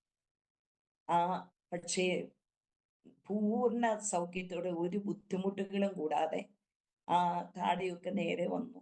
ഇവിടെയൊക്കെ ചുണ്ടൊക്കെ മുറിഞ്ഞിരുന്നു. അത് പല്ലുകൊണ്ട് ഇവിടെ എല്ലാം ഓടിപ്പോയി. ഈ വലതേ കൈക്കും ഒക്കെ ബലഹീനത വന്നു. എന്നാൽ ദൈവം അത്ഭുതമായിട്ട് മരണത്തിൽ നിന്നുള്ള നീക്കുപോക്ക് അവിടെ തരുവാൻ്റെ കണ്ണുപിടിയായി തീർന്നു. അത് ആ ദേശത്തുള്ള എല്ലാവർക്കും അതൊരു സാക്ഷ്യമായി.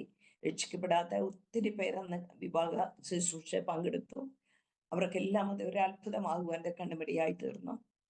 അങ്ങനെ 2000 ആണ് ഞങ്ങള് കാസർഗോഡിൽ നിന്നും വയനാട്ടിലേക്ക് ശുശ്രൂഷയ്ക്കായി വീണ്ടും കടന്നു വരുന്നത്.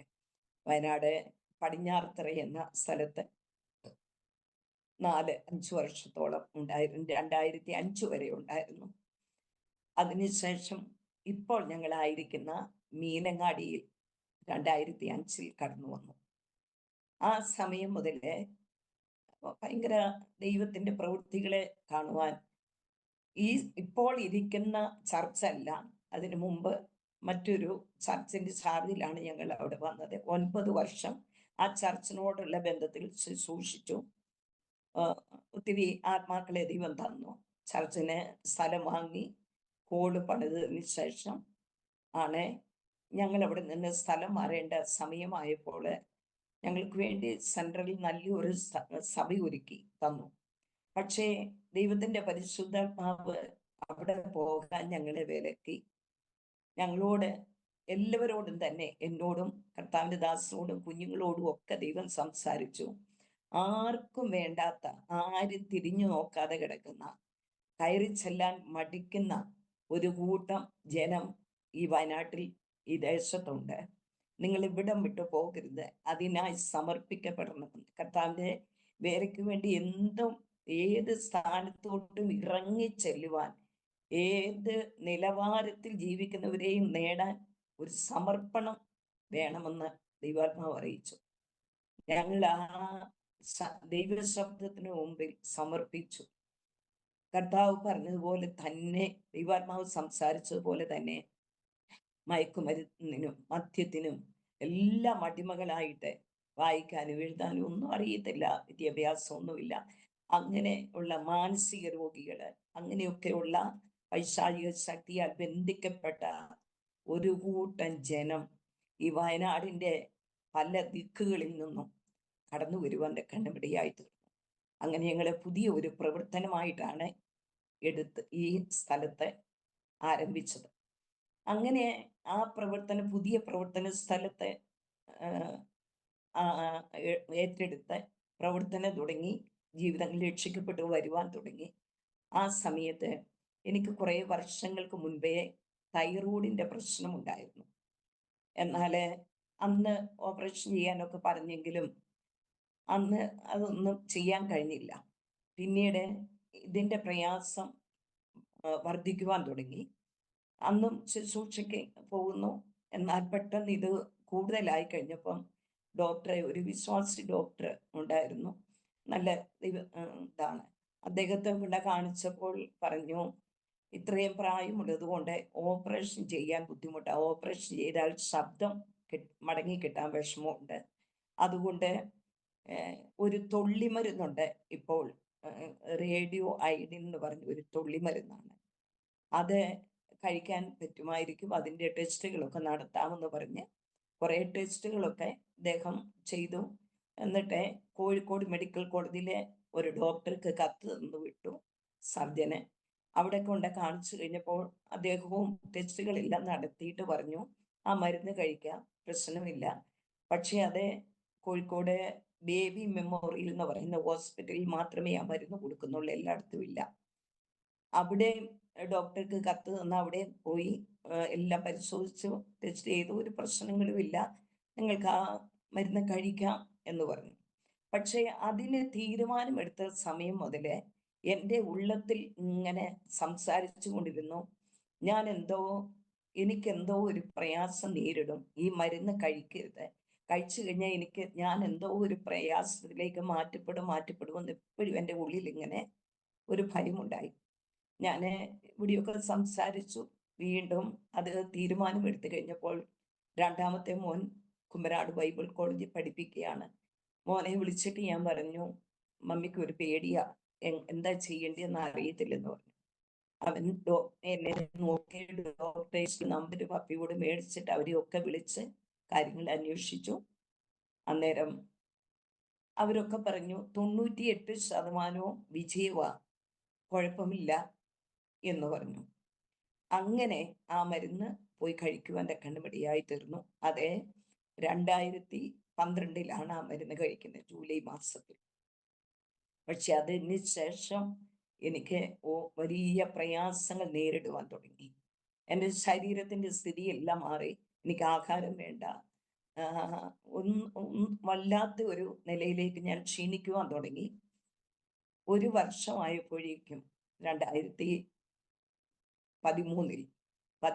ഒക്ടോബർ മാസമായപ്പോഴത്തേന് എനിക്ക് തീരെ എഴുന്നേറ്റ് നടക്കാൻ പറ്റാത്ത പോലെ. എന്നാലും ശുശ്രൂഷകൾക്കെല്ലാം പോകുന്നുണ്ട്, മീറ്റിങ്ങുകൾക്കെല്ലാം പോകും, വീട്ടിലെ ഭവനത്തിലെ കാര്യങ്ങളൊക്കെ എല്ലാം ചെയ്യുന്നുണ്ട്. പക്ഷെ ഞാൻ തീരെ ക്ഷീണിതയാണ്.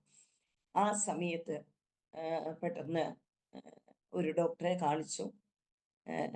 പെട്ടെന്ന് സ്കാൻ ചെയ്യാൻ പറഞ്ഞു. അങ്ങനെ സ്കാൻ ചെയ്തെല്ലാം നോക്കിക്കഴിഞ്ഞപ്പം അവർക്ക് ചില സംശയങ്ങളായി. എൻ്റെ മറ്റ് ചില പ്രയാസഘട്ടത്തിലേക്ക് ഞാൻ മാറ്റപ്പെട്ടു. വേഗം മെഡിക്കൽ കോളേജിലേക്ക് പോയി കാണിക്കാൻ കോഴിക്കോട്ടേക്ക് പറഞ്ഞു. അങ്ങനെ ഒക്ടോബർ 2 കോഴിക്കോട് മെഡിക്കൽ കോളേജിലേക്ക് പോകാനിരിക്കുക. കുഞ്ഞുങ്ങൾ ആരും ഇവിടെയില്ല, അവരെല്ലാവരും ശുശ്രൂഷയോടുള്ള ബന്ധത്തിൽ ഓരോ സ്ഥലങ്ങളിലാണ്. ഇളയ മോൻ ഞങ്ങളുടെ കൂടെ ഉണ്ടെങ്കിലും അവൻ ദൂരെ സ്ഥലങ്ങളിൽ, വിളിക്കുന്ന സ്ഥലങ്ങളിലൊക്കെ ശുശ്രൂഷയ്ക്ക് പോകുന്ന, അന്നും ഇന്നും കൃപാവര ശുശ്രൂഷ ചെയ്യുന്ന ഒരു വ്യക്തിയാണ്. അതുകൊണ്ട് അന്ന് മോനും ഞങ്ങളുടെ കൂടെ ഇല്ല, തിരുവനന്തപുരത്ത് മീറ്റിങ്ങിനായി പോയിക്കൊണ്ടിരിക്കുക, യാത്രയിലാണ്. പെട്ടെന്ന് കർത്താവിൻ്റെ ദാസൻ എന്താ ചെയ്യേണ്ടതെന്ന് അറിയത്തില്ല, കുഞ്ഞുങ്ങളെയൊക്കെ വിളിച്ചു പറഞ്ഞു. ഈ ടെസ്റ്റുകൾ, ബ്ലഡ് ടെസ്റ്റ് ഒക്കെ കോഴിക്കോട് ചെയ്തിട്ട് അതിൻ്റെ റിസൾട്ട് വന്നപ്പം എനിക്ക് ബ്ലഡ് ക്യാൻസറിൻ്റെ ആരംഭമായി മാറിക്കഴിഞ്ഞിരുന്നു. അങ്ങനെ പിറ്റേ ദിവസം ഹോസ്പിറ്റലിൽ പോകാൻ തീരുമാനമെടുത്തു. അന്ന് വൈകിയ സമയത്ത് ഞാൻ എൻ്റെ മുറിയിൽ കയറിയിരുന്ന കർത്താവിനോട് ചില കാര്യങ്ങൾ ചോദിച്ച് പ്രാർത്ഥിച്ചുകൊണ്ടിരുന്നപ്പം ദൈവം എന്നോട് ഇപ്രകാരം സംസാരിച്ചു: 6 കഷ്ടത്തിൽ യഹോവ നിന്നെ വിടുവിച്ചു, 7ാമത്തേതിലെ തിന്മ നിന്നെ തൊടത്തില്ല എന്ന്. ഇയ്യോബിൻ്റെ പുസ്തകത്തിലെ ആ ഭാഗം എന്നോട് ശക്തമായി ഇടപെട്ടു. ഞാൻ അങ്ങനെ ധൈര്യപ്പെട്ടു. കാരണം ഒത്തിരി മരണത്തെ മുഖാമുഖമായി കണ്ടതാണ്. ഇവിടെയും ദൈവത്തിൻ്റെ കരം അത്ഭുതകരമായി പ്രവർത്തിക്കുമെന്ന് ഞാൻ വിശ്വസിച്ച് ദൈവകരങ്ങൾ സമർപ്പിക്കുവാനിടയായി.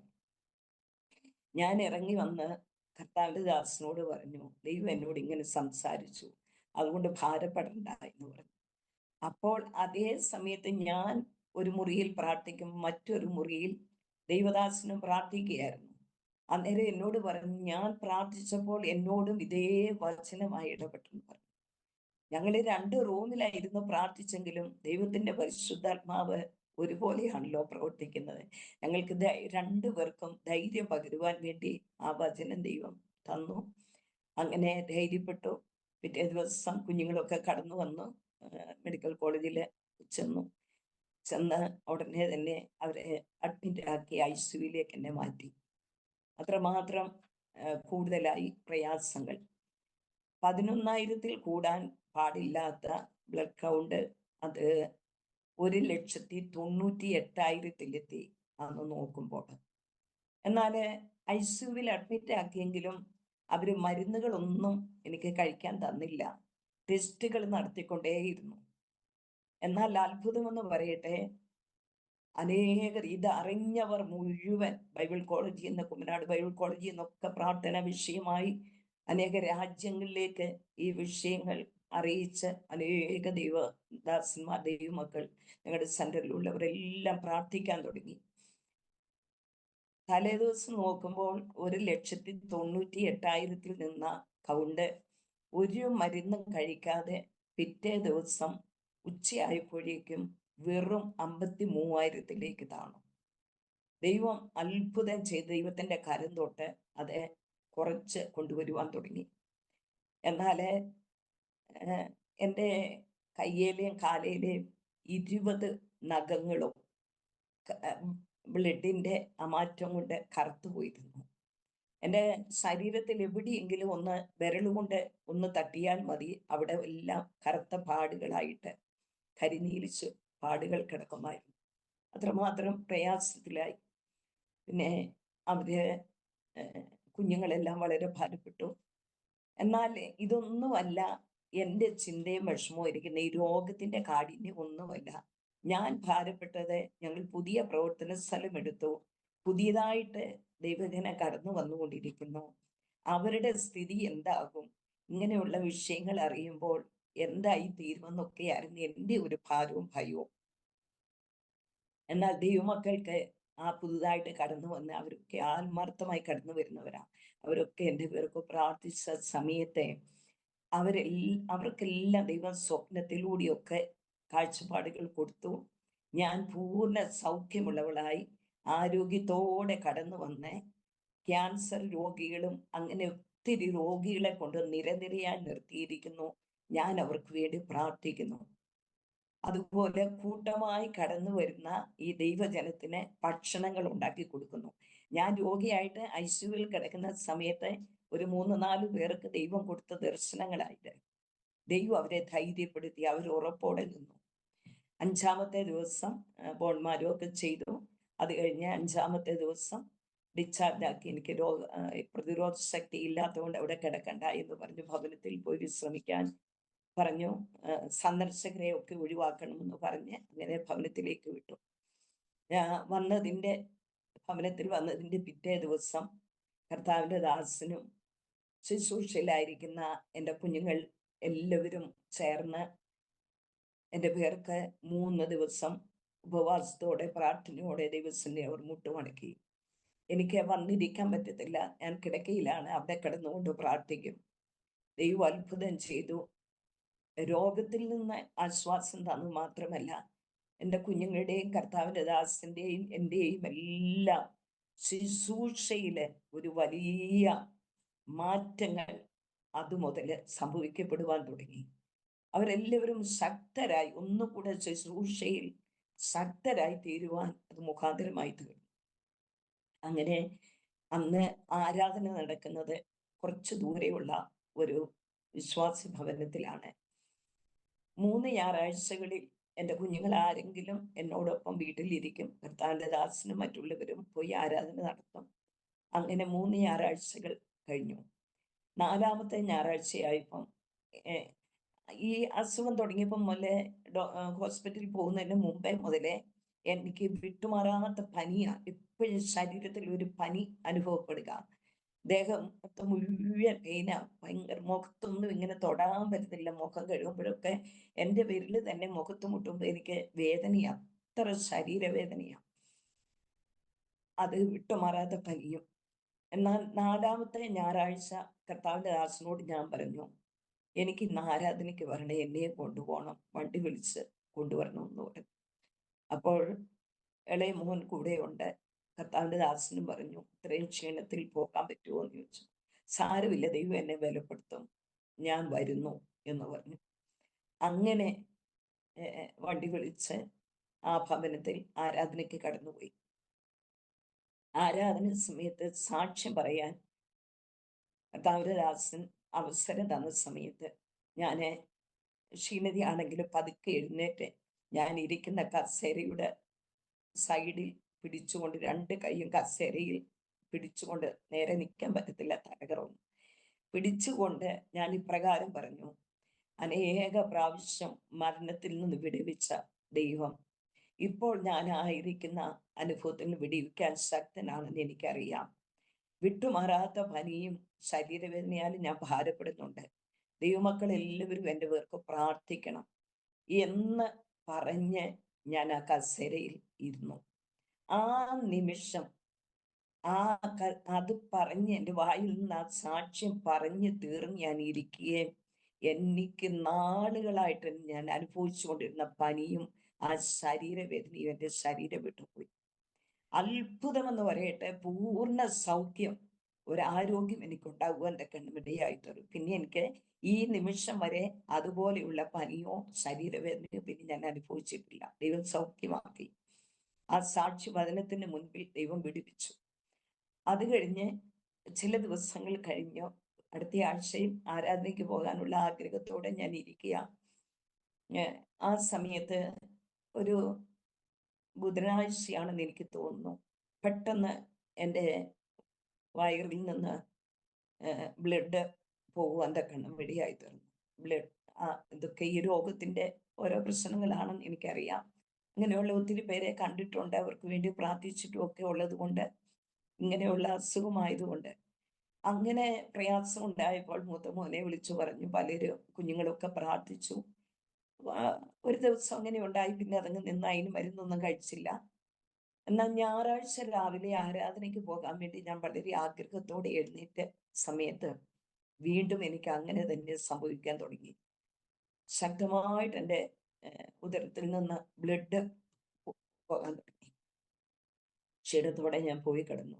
ദൈവദാസൻ പറഞ്ഞു, എന്നാ പോരണ്ട. ചെറിയ മോൻ പറഞ്ഞ്, ഞാൻ ഇന്ന് പോകുന്നില്ല, ഞാൻ മമ്മിയുടെ കൂടെ ഇരുന്നോളാം. ഞാൻ പറഞ്ഞു, കുഴപ്പമില്ല, ദൈവം എന്നെ വിടുവിക്കും, കുറച്ച് കഴിയട്ടെന്ന് പറഞ്ഞു. ഏതായാലും കിടന്ന് പ്രാർത്ഥിച്ചുകൊണ്ട് കിടന്നു. ആരാധനയ്ക്ക് പോകേണ്ട സമയമായപ്പോൾ ഞാൻ വണ്ടി വിളിച്ചുകൊണ്ട് വരാൻ പറഞ്ഞു. ഓട്ടോ വിളിച്ചുകൊണ്ട് വന്ന് ഞാൻ പതുക്കെ ഒരുങ്ങി ആരാധനയ്ക്ക് കിടന്നു. അപ്പോഴൊക്കെ എനിക്ക് വയറിന് അസ്വസ്ഥതകളുണ്ട്. എന്നാൽ കഴിഞ്ഞ അതിൻ്റെ മുമ്പിലത്തെ ഞായറാഴ്ചത്തെ അനുഭവം പോലെ തന്നെ ദൈവകൃപയിൽ ഞാൻ ആശ്രയിച്ച് അന്നും അതുപോലെ തന്നെ എഴുന്നേറ്റ് കസേര പിടിച്ചുകൊണ്ട് ഇപ്രകാരം സാക്ഷ്യം പറഞ്ഞു. കഴിഞ്ഞ ഞായറാഴ്ച ഞാൻ സാക്ഷ്യം പറഞ്ഞ സമയത്ത് ദൈവം അത്ഭുതകരമായി എന്നെ സൗഖ്യമാക്കി, എന്നെ വിടുവിച്ചു. വിട്ടുമാറാത്ത പനിയും ശരീരവേദനയുമായിരുന്നു. ദൈവം എന്നെ സൗഖ്യമാക്കി. എന്നാൽ ഇന്ന് പകലില് ഞാൻ ഉദരസംബന്ധമായ ചില പ്രയാസങ്ങളാൽ ഭാരപ്പെട്ടാണ് കടന്നു വന്നിരിക്കുന്നത്. കഴിഞ്ഞ ദിവസങ്ങളിൽ വിടുവിച്ച കർത്താവ്, കഴിഞ്ഞ കാലങ്ങളിലൊക്കെ മരണത്തിൽ നിന്ന് എന്നെ വിടുവിച്ച ദൈവം, ഞാൻ ഇപ്പോൾ അനുഭവിക്കുന്ന ഈ പ്രയാസത്തിൽ നിന്ന് വിടുവിക്കുവാൻ ദൈവം ശക്തനാണെന്ന് ഞാൻ വിശ്വസിക്കുന്നു. അവർ കുഞ്ഞാടിന്റെ വചനത്താലും കുഞ്ഞാടിന്റെ രക്തത്താലും സാക്ഷ്യവചനത്താലും സാത്താനെ ജയിച്ചു. വചനം ഞാൻ വിശ്വസിക്കുന്നു. ദൈവം എന്നെ ഇപ്പോൾ ആയിരിക്കുന്ന വിഷയത്തിൽ വിടുവിക്കുമെന്ന് ഞാൻ വിശ്വസിക്കുന്നു എന്ന് പറഞ്ഞ് സാക്ഷ്യം പറഞ്ഞ് ഞാൻ അവിടെ ഇരുന്നു. ആ നിമിഷം തന്നെ എൻ്റെ ഉദരത്തിലുള്ള പ്രയാസത്തെ ദൈവം സൗഖ്യമാക്കി. ഇന്ന് വരെ ഇപ്പോൾ 13 വർഷമായി ഈ 2 വിഷയങ്ങളും പിന്നീട് എനിക്ക് ഉണ്ടായിട്ടില്ല. പനിയാട്ട്, അതിൻ്റെ ശരീരവേദനയാട്ട്, വയറിൻ്റെ ബുദ്ധിമുട്ടാട്ട് ഇന്ന് വരെ ഉണ്ടായിട്ടുമില്ല. അതിനുവേണ്ടി ഒരു മരുന്ന് ഞാൻ കഴിച്ചിട്ടുമില്ല. ദൈവം അത്ഭുതകരമായി സൗഖ്യം തന്ന് എന്നെ നടത്തുവാൻ കണ്ണുമിടയായി തീർന്നു. അതിനുശേഷം ഒരു പ്രാവശ്യം കൂടെ ഒരു രാത്രി 1 മണിയായ സമയത്ത് പെട്ടെന്ന് ശ്വാസമുട്ടൽ അനുഭവപ്പെട്ട് കർത്താവിൻ്റെ ദാസൻ എന്നോട് ഞാൻ പറഞ്ഞു, എനിക്ക് തല കറങ്ങുന്നു പറഞ്ഞു. പെട്ടെന്ന് കരങ്ങളിലേക്ക് ഞാൻ വീണു. എന്നെ പിടിച്ചു, ആ കയ്യിൽ വീണു. ശ്വാസമുട്ടലായിട്ട് വന്ന് എൻ്റെ കണ്ണൊക്കെ മറിഞ്ഞുപോയി എന്ന് കർത്താവിൻ്റെ ദാസൻ പിന്നീട് പറഞ്ഞു. എന്നാൽ ആ രാത്രിയും കുഞ്ഞുങ്ങൾ ആരും ഇവിടെ ഇല്ല. കർത്താവിദാസൻ മൂത്ത മോനെ വിളിച്ച് പറഞ്ഞു, അവനെ മമ്മിയുടെ ചെവിയിൽ ഫോൺ വെച്ചു കൊടുത്ത് ഞാൻ പ്രാർത്ഥിക്കാമെന്ന് പറഞ്ഞപ്പോൾ എൻ്റെ ചെവിയിൽ കർത്താവിൻ്റെ ദാസൻ ഫോൺ ഇങ്ങനെ ചേർത്ത് പിടിച്ചുകൊണ്ട് നിൽക്കുക. ആ സമയത്ത് ഞാനിങ്ങനെ ശ്വാസം എടുത്തു വലിക്കുക. എനിക്ക് മിണ്ടാൻ പറ്റത്തില്ല, ഞാനൊന്നും അറിയുന്നില്ല. ശ്വാസം എടുത്തു വലിക്കുക. ആ വലിക്കുന്ന ശബ്ദമാണ് മോൻ അവിടെ കേൾക്കുന്നത്. അവൻ ഭയന്നു പോയി. അന്ന് പെരുമ്പാവൂര് കീഴിൽ തൈപ്പിസി ചർച്ചിൽ ശുശ്രൂഷിക്കുക. ആ രാത്രി തന്നെ കുഞ്ഞുങ്ങളെയും ആയിട്ട് അവിടെ നിന്ന് പോരുവാൻ്റെ കണ്ണുപിടിയായി തീർന്നു. എന്നാൽ ശാന്തത വന്നു, പ്രാർത്ഥിച്ചു, ശാന്തത വന്നു. പിന്നീടുള്ള സമയം കിടന്നു. വെളുപ്പിനെ 4 മണിക്ക് വീണ്ടും ബുദ്ധിമുട്ട് വന്നപ്പോൾ ഒരു വിശ്വാസി കുടുംബത്തെ കൂടെ വണ്ടി വിളിച്ച് എന്നെ ഹോസ്പിറ്റലിൽ കൊണ്ടുപോയി. എൻ്റെ കൂടെയുള്ള സഹോദരി എന്നെ ഇങ്ങനെ തോളത്ത് കൈ പിടിച്ചിട്ടുണ്ട്. ഡോക്ടർ എന്നെ നോക്കിക്കൊണ്ടിരിക്കുന്നു. ആ സമയത്ത് വീണ്ടും ഞാൻ കുഴഞ്ഞ് വീഴുവാൻ്റെ കണ്ണുപിടിയായി തീർന്നു. വീഴാതെ അവർ താങ്ങിയെടുത്ത് കട്ടിലിൽ കിടത്തി. അങ്ങനെ ആ രാത്രിയിൽ 2 പ്രാവശ്യം കർത്താവിൻ്റെ ദാസൻ ഇപ്പോഴും പറയും, ആ സഹോദരി പലപ്പോഴും പറഞ്ഞു, എൻ്റെ കയ്യിൽ നിന്നും ആൻറ്റി പോയി എന്ന് ഞാൻ ഓർത്തു എന്ന് പറഞ്ഞ് പലരോട് പറഞ്ഞ് കരയാറുണ്ട്. എന്നാൽ ദൈവം അവിടെ വിടുവിച്ചു. അത് കഴിഞ്ഞ് ഞങ്ങളുടെ ഇളയ മോനെ ഒരു ദൈവദാസന്റെ അവിടെ ഉപവാസ പ്രാർത്ഥന നടക്കുന്ന സമയത്ത് എന്നെയും കൂട്ടിപ്പോയി. ബാംഗ്ലൂരാണ്. എന്നെയും കൂട്ടിപ്പോയി ആ ദൈവദാസനെ കൊണ്ട് മമ്മിക്ക് വേണ്ടി ഒന്ന് പ്രാർത്ഥിപ്പിക്കണമെന്ന് പറഞ്ഞ് ആ പ്രാർത്ഥനയിൽ കൊണ്ടുപോയി ഞങ്ങൾ ഒന്നിച്ച് സംബന്ധിക്കുന്ന സമയത്ത് ഇതൊന്നും കർത്താവിൻ്റെ ദാസന് അറിയത്തില്ല. പ്രാർത്ഥിക്കാൻ കടന്നു വന്നപ്പോൾ പറഞ്ഞു, അനേക മരണത്തിൻ്റെ അനുഭവത്തിൽ ദൈവം വിടുവിച്ചു. എന്നാൽ 2 പ്രാവശ്യം ഹാർട്ട് അറ്റാക്ക് ഉണ്ടാക്കി ഭൂമിയിൽ നിന്ന് മാറ്റപ്പെടുത്തുവാൻ നോക്കിയ ആ അനുഭവത്തെ പ്രാർത്ഥിച്ച് ശാസിക്കുവാൻ്റെ കണ്ണുമടിയായി തീർന്നു. അതിനുശേഷം ഇന്ന് വരെ അങ്ങനെയുള്ള ശ്വാസം മുട്ടലോ പ്രയാസങ്ങളോ എനിക്കുണ്ടായിട്ടില്ല. ദൈവം അത്ഭുതകരമായിട്ട് വിടുവിച്ചു. അവിടെയും മരണത്തിൽ നിന്ന് നീക്കുപോക്കളെ തന്നു. എന്നാൽ ഈ മീനങ്ങാടി ദേശത്തായിരിക്കുമ്പോൾ മറ്റൊരു സംഭവം, ഒരിക്കല് ഈ അസുഖം വരുന്നതിൻ്റെ തലേവർഷം തൈറോയിഡിൻ്റെ പ്രയാസമുള്ളത് കൊണ്ട് ഞാൻ ശരീരത്തിൽ അല്പം ക്ഷീണമുണ്ട്. ബൈബിൾ കോളേജിൽ പഠിപ്പിക്കുന്ന മോനും കടന്നു വന്നിട്ടുണ്ട്, ഒരു സ്നേഹിതനും ഉണ്ട്. അവർക്കൊക്കെ ആഹാരം ഉണ്ടാക്കി കൊടുത്തതിന് ശേഷം കൊച്ചുമോൻ എൻ്റെ കൂടെയുണ്ട്. അവൻ എന്തോ ഒരു കാര്യം പറഞ്ഞപ്പോൾ ഞാൻ കുളി കഴിഞ്ഞ് കുളിച്ച് എൻ്റെ മുടി അഴിച്ചിട്ടിരിക്കുക. എന്നിട്ട് വന്ന് ഞാൻ ഗ്യാസ് കത്തിച്ച് ഇച്ചിരി വെള്ളം തിളപ്പിക്കാൻ ഇങ്ങനെ അടുപ്പത്ത് വെച്ചു. അടുപ്പത്ത് വെച്ച് എനിക്ക് ക്ഷീണം തോന്നിയത് കൊണ്ട് ഞാൻ ആ പാചകത്തിൻ്റെ സൈഡിൽ തന്നെ ഇങ്ങനെ തിരിഞ്ഞ് ഇരിക്കുവാൻ്റെ കണ്ണുപിടിയായി. അങ്ങനെ ഇരിക്കുമ്പോൾ പെട്ടെന്ന് ഒരു എരയ്ക്കുന്ന സൗണ്ട് കേട്ടു. വേഗം ഞാൻ ഓർത്തു, പെട്ടെന്ന് എല്ലാം ഒരു നിമിഷത്തിൽ നടക്കുക. ഞാൻ ഓർത്തു വെള്ളം തിളയ്ക്കാനുള്ള സമയമായല്ലോ, പിന്നെ എന്താ ഇതെന്ന് ചിന്തിക്കുകയും എൻ്റെ ഉള്ളിൽ ആരോ പറയും, ഇത് നിന്റെ മുടി കത്തുക, മുടിയാ കത്തുന്നേ എന്ന് പെട്ടെന്ന് എൻ്റെ ഉള്ളത്തിൽ ഇടപെടുകയും ഞാൻ ഈ മുടി എല്ലാം കൂടെ വാരി പിടിച്ച് അന്നേരത്തെ തീ ആളി കയറുവാണ് 2 സൈഡിൽ നിന്നും. മുടി കൂട്ടിപ്പിടിച്ച് സ്തോത്രം സ്തോത്രം എന്ന് പറഞ്ഞ് ഞാൻ 2 കൈയും കൂട്ടി ഈ മുടി തിരുമ്മി കട്ടയായിട്ട് കരിഞ്ഞ മുടി നിലത്ത് വീഴുവാൻ്റെ കണ്ണുമിടിയായി തീർന്നു. എന്നാൽ ഒരു പോളിസ്റ്ററിൻ്റെ തുണി കൂടിയ നൈറ്റിയെ ഞാൻ ഇട്ടിരിക്കുന്ന, പെട്ടെന്ന് ശരീരത്തിൽ തീ പടരാനും ബാക്കി മുടിയെല്ലാം കത്തിപ്പോകാനും എല്ലാ സാധ്യതകളുണ്ട്. ദൈവം അത്ഭുതകരമായിട്ട് അവിടെ ധൈര്യം നിമിഷ നേരത്തിനുള്ളിൽ സ്തോത്രം പറഞ്ഞുകൊണ്ട് ഞാൻ ആ മുടി തിരുമ്മി കെടുത്തി കട്ടയായിട്ട് വീഴുവാൻ്റെ കണ്ണുപിടിയായി തീർന്നു. അപ്പോഴൊക്കെ ഞാൻ ഓർക്കും, ഇതെല്ലാം ദൈവിക ആലോചന എൻ്റെ ചെറുപ്പത്തിൽ എന്നോട് പറഞ്ഞതിൻ്റെ പല സംഭവങ്ങളിലൂടെ കടത്തിവിട്ടെങ്കിലും മരണത്തിന് ഏൽപ്പിച്ചിട്ടില്ല.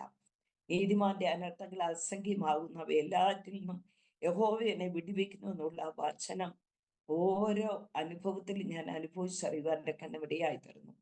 ഓരോ പ്രശ്നങ്ങളിലൂടെയും കടന്നുപോയി അത് കഴിഞ്ഞു കഴിയുമ്പോൾ ഞങ്ങളുടെ ശുശ്രൂഷയുടെ തലങ്ങളൊന്ന് മാറും.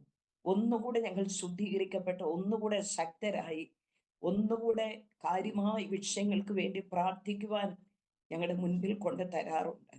അങ്ങനെ ആ അനുഭവങ്ങൾ ശത്രു പൈശാചിക ശക്തികൾ ദോഷമായി ചെയ്യുന്നെങ്കിലും ദൈവം അതെല്ലാം നന്മയ്ക്കായിട്ട് ചെയ്യുവാൻ തക്കണം ഇവിടെയായി തീർന്നു.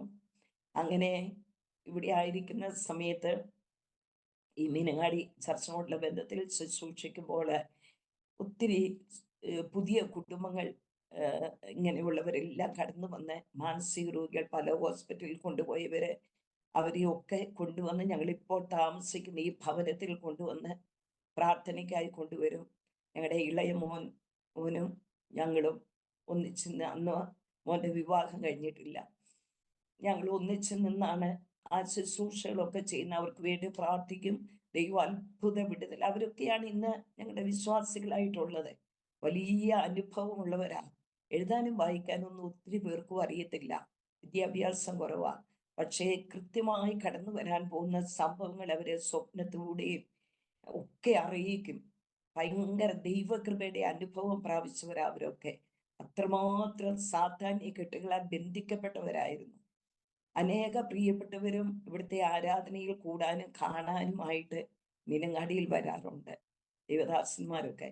കാരണം അവർ നൃത്തം ചെയ്ത് സന്തോഷത്തോടെ ദൈവത്തിനെ ആരാധിക്കുന്ന, ഇന്ന് അനേകർക്കും ആത്മാവിലുള്ള ആരാധനയോടൊന്നും താല്പര്യമില്ലാത്ത സ്ഥാനത്ത് അവരുടെ ആ ഹൃദയംഗമായ നിഷ്കളങ്ക മനസാക്ഷിയോടെ അവർ ആരാധിക്കുന്നത് അത്രമാത്രം പരമാർത്ഥതയോടെയാ.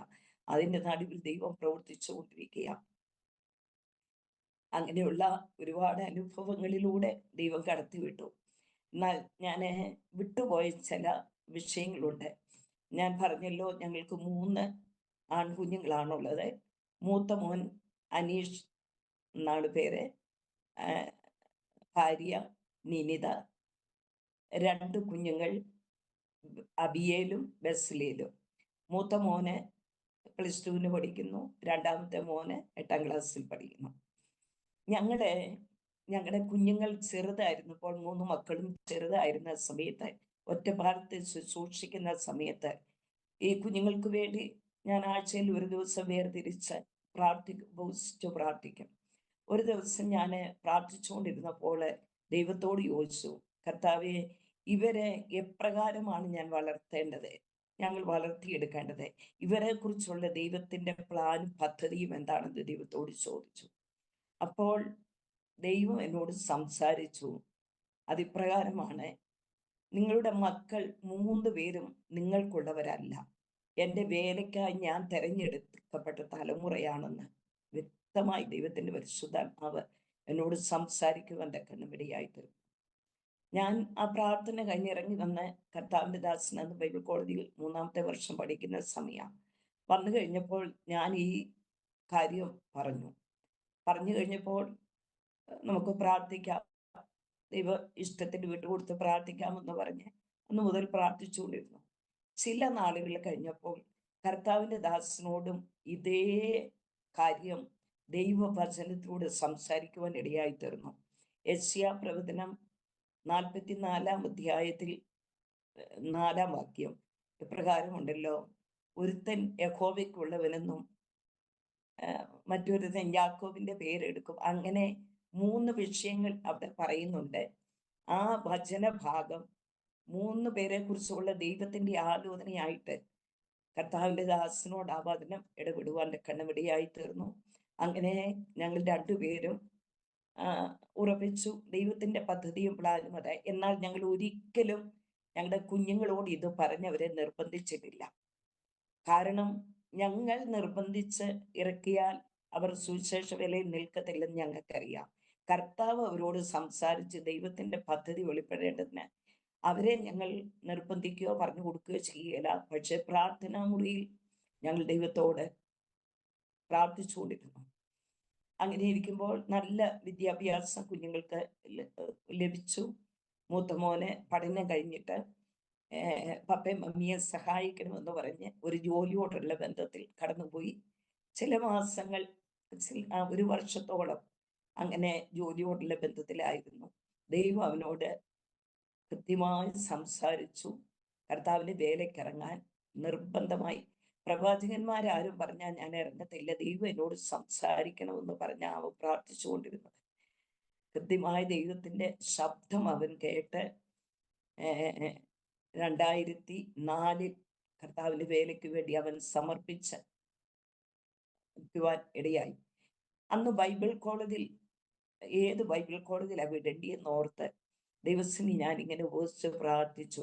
ഞങ്ങൾ 3 ബൈബിൾ കോളേജുകൾ വെച്ച് പ്രാർത്ഥിച്ച സമയം പ്രാർത്ഥന വെച്ചുകൊണ്ടിരിക്കുമ്പോൾ ദൈവം വെളിപ്പാടിൽ എന്നെ കാണിച്ചു തന്ന ഒരു ദർശനമാണ്. കുമ്പനാട് ബൈബിൾ കോളേജിൽ ഇവൻ പഠിത്തം പൂർത്തിയാക്കി കഴിഞ്ഞപ്പോൾ TS അബ്രഹാം പാസ്റ്റർ ഇങ്ങനെ കസേരയിൽ ഇരുന്നു കൊണ്ട് ഈ സർട്ടിഫിക്കറ്റ് ഇവന്റെ കയ്യിലേക്ക് ഇങ്ങനെ കൊടുക്കുന്നു. ഇവൻ കുനിഞ്ഞ് 2 കൈ നീട്ടി ഇത് വാങ്ങുന്നതായിട്ട് പ്രാർത്ഥന മുറിയിൽ ഞാൻ കാണുന്ന ഈ ദൈവദാസൻ സർട്ടിഫിക്കറ്റ് ഇങ്ങനെ അവന്റെ കയ്യിൽ കൊടുക്കുന്നു. ആ 2 കൈ നീട്ടി അവൻ മേടിക്കുന്നതായിട്ട് ഒരു ദർശനം പ്രാർത്ഥിച്ചുകൊണ്ടിരിക്കുമ്പോൾ, ഉറക്കത്തിലല്ല, പ്രാർത്ഥിച്ചുകൊണ്ടിരിക്കുമ്പോൾ വെളിപ്പാടി കണ്ടു. ഞാൻ കർത്താവിന്റെ ദാസനോട് ഈ വിഷയം പറഞ്ഞപ്പോൾ പറഞ്ഞു, ദൈവത്തിന്റെ പദ്ധതി കുമ്പനാട് ബൈബിൾ കോളേജിൽ വിട്ടു പഠിപ്പിക്കാനാ എന്ന് പറഞ്ഞ് ഇന്ത്യ ബൈബിൾ കോളേജിൽ അവൻ പഠനത്തിന് ചേർന്നു. പഠിത്തം കഴിഞ്ഞ് 2006 മുതൽ കർത്താവിൻ്റെ ശുശ്രൂഷയിൽ ആയിരിക്കുന്നു. ഇപ്പോൾ തൃശ്ശൂർ ജില്ലയിലെ കട്ടളപ്പൂവ് എന്ന സ്ഥലത്തെ IPCയുടെ ചർച്ചിൽ ചില വർഷങ്ങളായി അവിടെ ശുശ്രൂഷയിലായിരിക്കുന്നു. ദൈവം അങ്ങനെ അവനെ ഉപയോഗിക്കുന്നു. എന്നാൽ അവൻ പഠിത്തം കഴിയുന്ന സമയമായപ്പോഴേക്കും, ഗ്രാജുവേഷൻ്റെ സമയമായപ്പോഴേക്കും, അതുപോലെ തന്നെ ഈ കണ്ട ദർശനം പൂർത്തീകരിക്കേണ്ടതിന് ആ സമയങ്ങളിൽ TS അബ്രഹാം പാസ്റ്റർ ക്ഷീണിതനായി ഹോസ്പിറ്റലിൽ അഡ്മിറ്റ് ആയിരുന്നു. ആ ഗ്രാജുവേഷന് വേണ്ടി ഞങ്ങൾ കടന്നു പോകുമ്പോൾ ഞങ്ങൾ അറിഞ്ഞിങ്ങനെ ഹോസ്പിറ്റലിലാണ്. അന്നേരം ഞാൻ ഇങ്ങനെ ചിന്തിച്ചു, ദൈവം എനിക്ക് തന്ന ഒരു ദർശനമാണല്ലാതെ മറ്റൊരാളല്ലല്ലോ, അദ്ദേഹം തന്നെയാണല്ലോ സർട്ടിഫിക്കറ്റ് കൊടുക്കുന്നതായി കണ്ടത് എന്ന് ഇങ്ങനെ കർത്താവിൻ്റെ ദാസനുമായിട്ട് ഞങ്ങൾ സംസാരിച്ചു. അന്ന് ചില ദിവസങ്ങളായി ഹോസ്പിറ്റലിലായിരുന്ന ദൈവദാസൻ ഡിസ്ചാർജായി കസേരയിൽ പിടിച്ചു കൊണ്ടുവന്ന് ഇരുത്തി. ഇവന് മുൻപ് ഒരു 2-3 പേർക്ക് സർട്ടിഫിക്കറ്റ് കൊടുത്തു. ഒടുവിൽ ഇവന് സർട്ടിഫിക്കറ്റ് കൊടുത്തു. അത് ആ സമയത്ത് തന്നെ ഒരു ഫോട്ടോ എടുക്കുവാൻ വേണ്ടി ആരോ ഫോട്ടോ എടുത്തു. അത് കഴിഞ്ഞതിന് ശേഷം ആ ദൈവദാസൻ കിടക്കാൻ വേണ്ടി, വിശ്രമിക്കാൻ വേണ്ടി തിരിച്ച് ലാസ്റ്റ് ഇവനാണ് സർട്ടിഫിക്കറ്റ് കൊടുക്കുന്നത്. കടന്നു പോവുകയും ചെയ്തു. എന്നാൽ ഞങ്ങളുടെ കുഞ്ഞുങ്ങൾ ക്യാമറയിൽ പകർത്തിയതിലൊന്നും ഈ ഫോട്ടോ കിട്ടിയില്ല. കോളേജിൽ നിന്ന് ആരോ എടുത്ത ഫോട്ടോയിൽ ഞാൻ ഈ കണ്ട ദർശനം അതേപോലെ ആ കൊടുക്കുന്നതും വാങ്ങുന്നതുമായ ആ ഫോട്ടോ അതുപടി കിട്ടുവാൻ കണ്ടും ഞാൻ ആ ഒരു ദർശനത്തിന്റെ പൂർത്തീകരണമായതുകൊണ്ട് ഞാനിവിടെ സൂക്ഷിച്ചു വെച്ചിട്ടുണ്ട്. അങ്ങനെ ദൈവം അത്ഭുതം ചെയ്തു. പഠനം പൂർത്തിയാക്കി കർത്താവിന്റെ വേലയിലായിരിക്കുന്നു. അവൻ പഠിച്ച് ഇറങ്ങാറായപ്പോഴേക്കും രണ്ടാമത്തെ മോൻ ഡിഗ്രി ഒക്കെ കഴിഞ്ഞ് BCom ഒക്കെ പാസ്സായി നന്നായി പഠിക്കും. അങ്ങനെ ആ പഠനം കഴിഞ്ഞ് അവനും ജോലിയോടുള്ള ബന്ധത്തിൽ കടന്നുപോയി. ആ ജോലി സ്ഥലത്ത് ചില മാസങ്ങളെ നിൽക്കാൻ കഴിഞ്ഞുള്ളൂ. ദൈവം അവനോട് സംസാരിച്ച ജോലി വേണ്ടെന്ന് വെച്ചേച്ച് മൂത്തയാള് കുമ്പനാട് ബൈബിൾ കോളേജിൽ നിന്ന് പഠിച്ചിറങ്ങുന്നതിന് മുൻപേ തന്നെ ആ വർഷം അവൻ അവിടെ പഠനത്തിനായി കയറുവാൻ കണ്ണുപിടിയായി തീർന്നു. അങ്ങനെ മൂന്നാമത്തെ ആളും ദൈവദിനം പഠിച്ച് കർത്താവിൻ്റെ വേലയിലായിരിക്കുന്നു. ഞങ്ങളോടൊപ്പം ശുശ്രൂഷയിൽ ഇളയ മോനും കുടുംബവും ഞങ്ങൾ ഒന്നിച്ചാണ് ഇവിടെ പ്രവർത്തിക്കുന്നത്. ദൈവം അത്ഭുതകരമായി ദൈവസഭയെ വളർത്തിക്കൊണ്ടിരിക്കുന്നു. ദൈവം അത്ഭുതങ്ങളുടെ ദൈവമാണെന്ന് ഓരോ പ്രശ്നങ്ങളുടെയും നടുവിൽ അനുഭവിച്ചറിയുവാൻ ദൈവം ഇവിടെയാക്കി തീർത്തു. എന്നെ ശ്രദ്ധിച്ച, എന്നെ കേട്ട എല്ലാ അരോമ TV പ്രേക്ഷകർക്കും ഞാൻ നന്ദിയും സ്നേഹവും അറിയിക്കുന്നു. പ്രത്യേകിച്ച് ഇങ്ങനെ അവസരമൊരുക്കി തന്ന കർത്താവിൻ്റെ ദാസൻ എന്നോടുള്ള നന്ദിയും അരോമ TVയോടുള്ള നന്ദിയും സ്നേഹവും അറിയിക്കുന്നു. എന്നെ ശ്രവിക്കുന്ന എല്ലാ പ്രിയപ്പെട്ടവർക്കും വേണ്ടി ഒരു വാക്ക് ഞാനിപ്പോൾ പ്രാർത്ഥിക്കാം. കരുണയുള്ള ഞങ്ങളുടെ ദൈവമേ, സ്വർഗ്ഗസ്ഥപിതാവേ, ഈ നൽകിയ നല്ല അനുഭവങ്ങൾക്കായി നന്ദി പറയുന്നു. സാക്ഷ്യം പറവാൻ ദൈവം എന്നെ ബലപ്പെടുത്തിയല്ലോ. കേട്ട എല്ലാ പ്രിയപ്പെട്ടവരെയും അനുഗ്രഹിച്ചു പ്രാർത്ഥിക്കുന്നു. കേട്ട ജീവിതങ്ങൾക്ക് അത് ഒരു അനുഗ്രഹമായി, ആത്മീയ അനുഭവങ്ങൾക്ക് ശക്തമായ ഒരു സന്തോഷമായി തീരുവാൻ അവരെല്ലാവരെയും ദൈവകരങ്ങളിൽ ഏൽപ്പിച്ചു പ്രാർത്ഥിക്കുന്നു. അരോമ TV ചാനലിന് വേണ്ടി പ്രാർത്ഥിക്കുന്നു. അനേകായിരങ്ങൾക്ക് അനുഗ്രഹമായി വിടുതലായി ശുശ്രൂഷയിൽ ശോഭിക്കപ്പെടേണ്ടതിന് പ്രാർത്ഥിച്ച് ദൈവകരങ്ങളിൽ ഏൽപ്പിക്കുന്ന കർത്താവ് അപ്രകാരം ചെയ്യുന്ന കൃപയ്ക്കായി നന്ദി. സകല മഹത്വം അങ്ങേക്ക് യേശു ക്രിസ്തുവിൻ നാമത്തിൽ തന്നെ. ആമേൻ. താങ്ക് യു കർത്താവിൻ്റെ വിലപ്പെട്ട ദാസിപ്രിയ അന്നമ്മ ജോർജ് ആൻറ്റി. ഇത്രത്തോളം സമയം ദൈവം നടത്തിയ അനുഗ്രഹിക്കപ്പെട്ട അത്ഭുതകരമായ ജീവിതാനുഭവങ്ങൾ ദൈവനാമ മഹത്വത്തിനു വേണ്ടി അരോമ TV പ്രേക്ഷകരോടൊപ്പം പങ്കുവയ്ക്കുവാൻ സ്വർഗത്തിലെ ദൈവം കൃപ ചെയ്തത് ഓർത്ത് ഞാൻ ദൈവത്തിന് നന്ദി പറയുന്നു. കർത്താവിൻ്റെ ദാസിയോടും കുടുംബാംഗങ്ങളോടായി നന്ദിയും കടപ്പാടുത്തുള്ളത് അറിയിക്കുന്നു.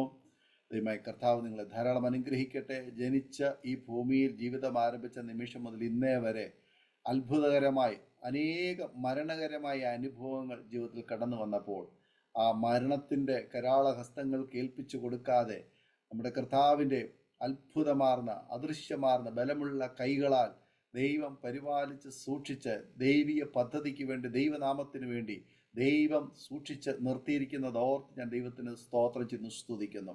ദൈവത്തിന് ചിലരെക്കുറിച്ച് ചില പദ്ധതികളുണ്ട്, പരിപാടികളുണ്ട്. അത് പൂർത്തീകരിച്ച ശേഷം മാത്രമേ ദൈവം മരണത്തിന് ഏൽപ്പിച്ചു കൊടുക്കുകയുള്ളൂ. അതുവരെ ഒരു ശക്തിക്കും നമ്മെ തൊടുവാൻ ദൈവം അനുവദിക്കത്തില്ല. ചില പരിശോധനകൾ വരാം, ചില രോഗങ്ങൾ വരാം, ചില വീഴ്ചകൾ വരാം, ചില ജീവിതത്തിൽ ചില അനർത്ഥങ്ങൾ അപകടങ്ങളൊക്കെ അപ്രതീക്ഷിതമായ ജീവിതത്തിൽ കടന്നു വരാം. അത് പക്ഷേ അത് നമ്മെ ഒന്നുകൂടി കർത്താവിന് പ്രയോജനമുള്ളവരാക്കി നല്ല സാക്ഷ്യത്തിന് കാരണമാക്കി തീർക്കുവാൻ വേണ്ടി, അതല്ല ഒന്നുകൂടി പറഞ്ഞാൽ പൊന്ന് തീയിലിട്ട് ഉരുക്കി അതിനെ ശുദ്ധി വരുത്തുന്നത് പോലെ നമ്മെ ശോധന ചെയ്ത് നമ്മളിലുള്ള കുറവുകളൊക്കെ മാറ്റി ദൈവമുൻപാകെ നമ്മെ വിശുദ്ധരും നിഷ്കളങ്ക മക്കളുമാക്കി നിർത്തേണ്ടതിന് അവൻ നമ്മെ ഒരുക്കിയെടുക്കുന്ന പ്രത്യേക കാര്യപരിപാടിയാണ്. അതുകൊണ്ട് അതിലൂടെയൊക്കെ കയറി ഇറങ്ങുമ്പോൾ യോബിനെ പോലെ നമുക്ക് ദൈവസന്നിധിയിൽ നന്ദിന്റെ ഹൃദയത്തോടെ കർത്താവിൻ്റെ മുഖത്തേക്ക് നോക്കി നമ്മുടെ ക്രിസ്തീയ ജീവിതം മുന്നോട്ട് നയിക്കുവാൻ കർത്താവ് പിന്നെ കൃപ ചെയ്യട്ടെ. സൗഖ്യം, ആരോഗ്യം, ദീർഘായുസ്സും തരട്ടെ. ഈ സാക്ഷ്യം അനേക പ്രിയപ്പെട്ടവർക്ക് അനുഗ്രഹമായി തീരട്ടെ എന്ന് ഇത്തരണത്തിൽ ആശംസിക്കുന്നു, പ്രാർത്ഥിക്കുന്നു. പ്രേക്ഷകർ തീർച്ചയായിട്ടും കേട്ട ശേഷം നിങ്ങളുടെ പ്രിയപ്പെട്ടവർക്ക്, സുഹൃത്തുക്കൾക്ക് ഷെയർ ചെയ്ത് കൊടുക്കണം. നിങ്ങളുടെ വലിയൊരു അഭിപ്രായങ്ങളും നിർദ്ദേശങ്ങളും കമൻറ്റ് ബോക്സിൽ രേഖപ്പെടുത്തണം. നിങ്ങൾക്കൊരു പ്രാർത്ഥനാ വിഷയമുണ്ടെങ്കിൽ സ്ക്രീനിൽ കാണുന്ന വാട്സപ്പ് നമ്പറിൽ ഞങ്ങളെ അറിയിച്ചാൽ ഞങ്ങൾ നിങ്ങൾക്ക് വേണ്ടി വിശേഷിച്ച് പ്രാർത്ഥിക്കുന്നു. സാക്ഷ്യം പറഞ്ഞ പ്രിയപ്പെട്ടവരോടൊപ്പം എല്ലാ തിങ്കളാഴ്ചയും രാത്രി 9 മണി മുതൽ നടക്കുന്ന പ്രാർത്ഥനാ കൂട്ടായ്മയിലും നിങ്ങൾക്ക് പങ്കുകൊള്ളാകുന്നതാണ്. അടുത്ത അനുഗ്രഹിക്കപ്പെട്ട സാക്ഷ്യവും വചനചിന്തയുമായി നാം വീണ്ടും കൂടിക്കാണും വരെയും എല്ലാ പ്രിയപ്പെട്ടവർക്കും good bye. God bless you all. Amen. ഓർമ്മയുടെ മനോരഥത്തിൽ മായാത്ത ഓർമ്മയ്ക്കായി അരോമ മാട്രിമോണിയിൽ നിന്നും ജീവിത പങ്കാളിയെ കണ്ടെത്തൂ.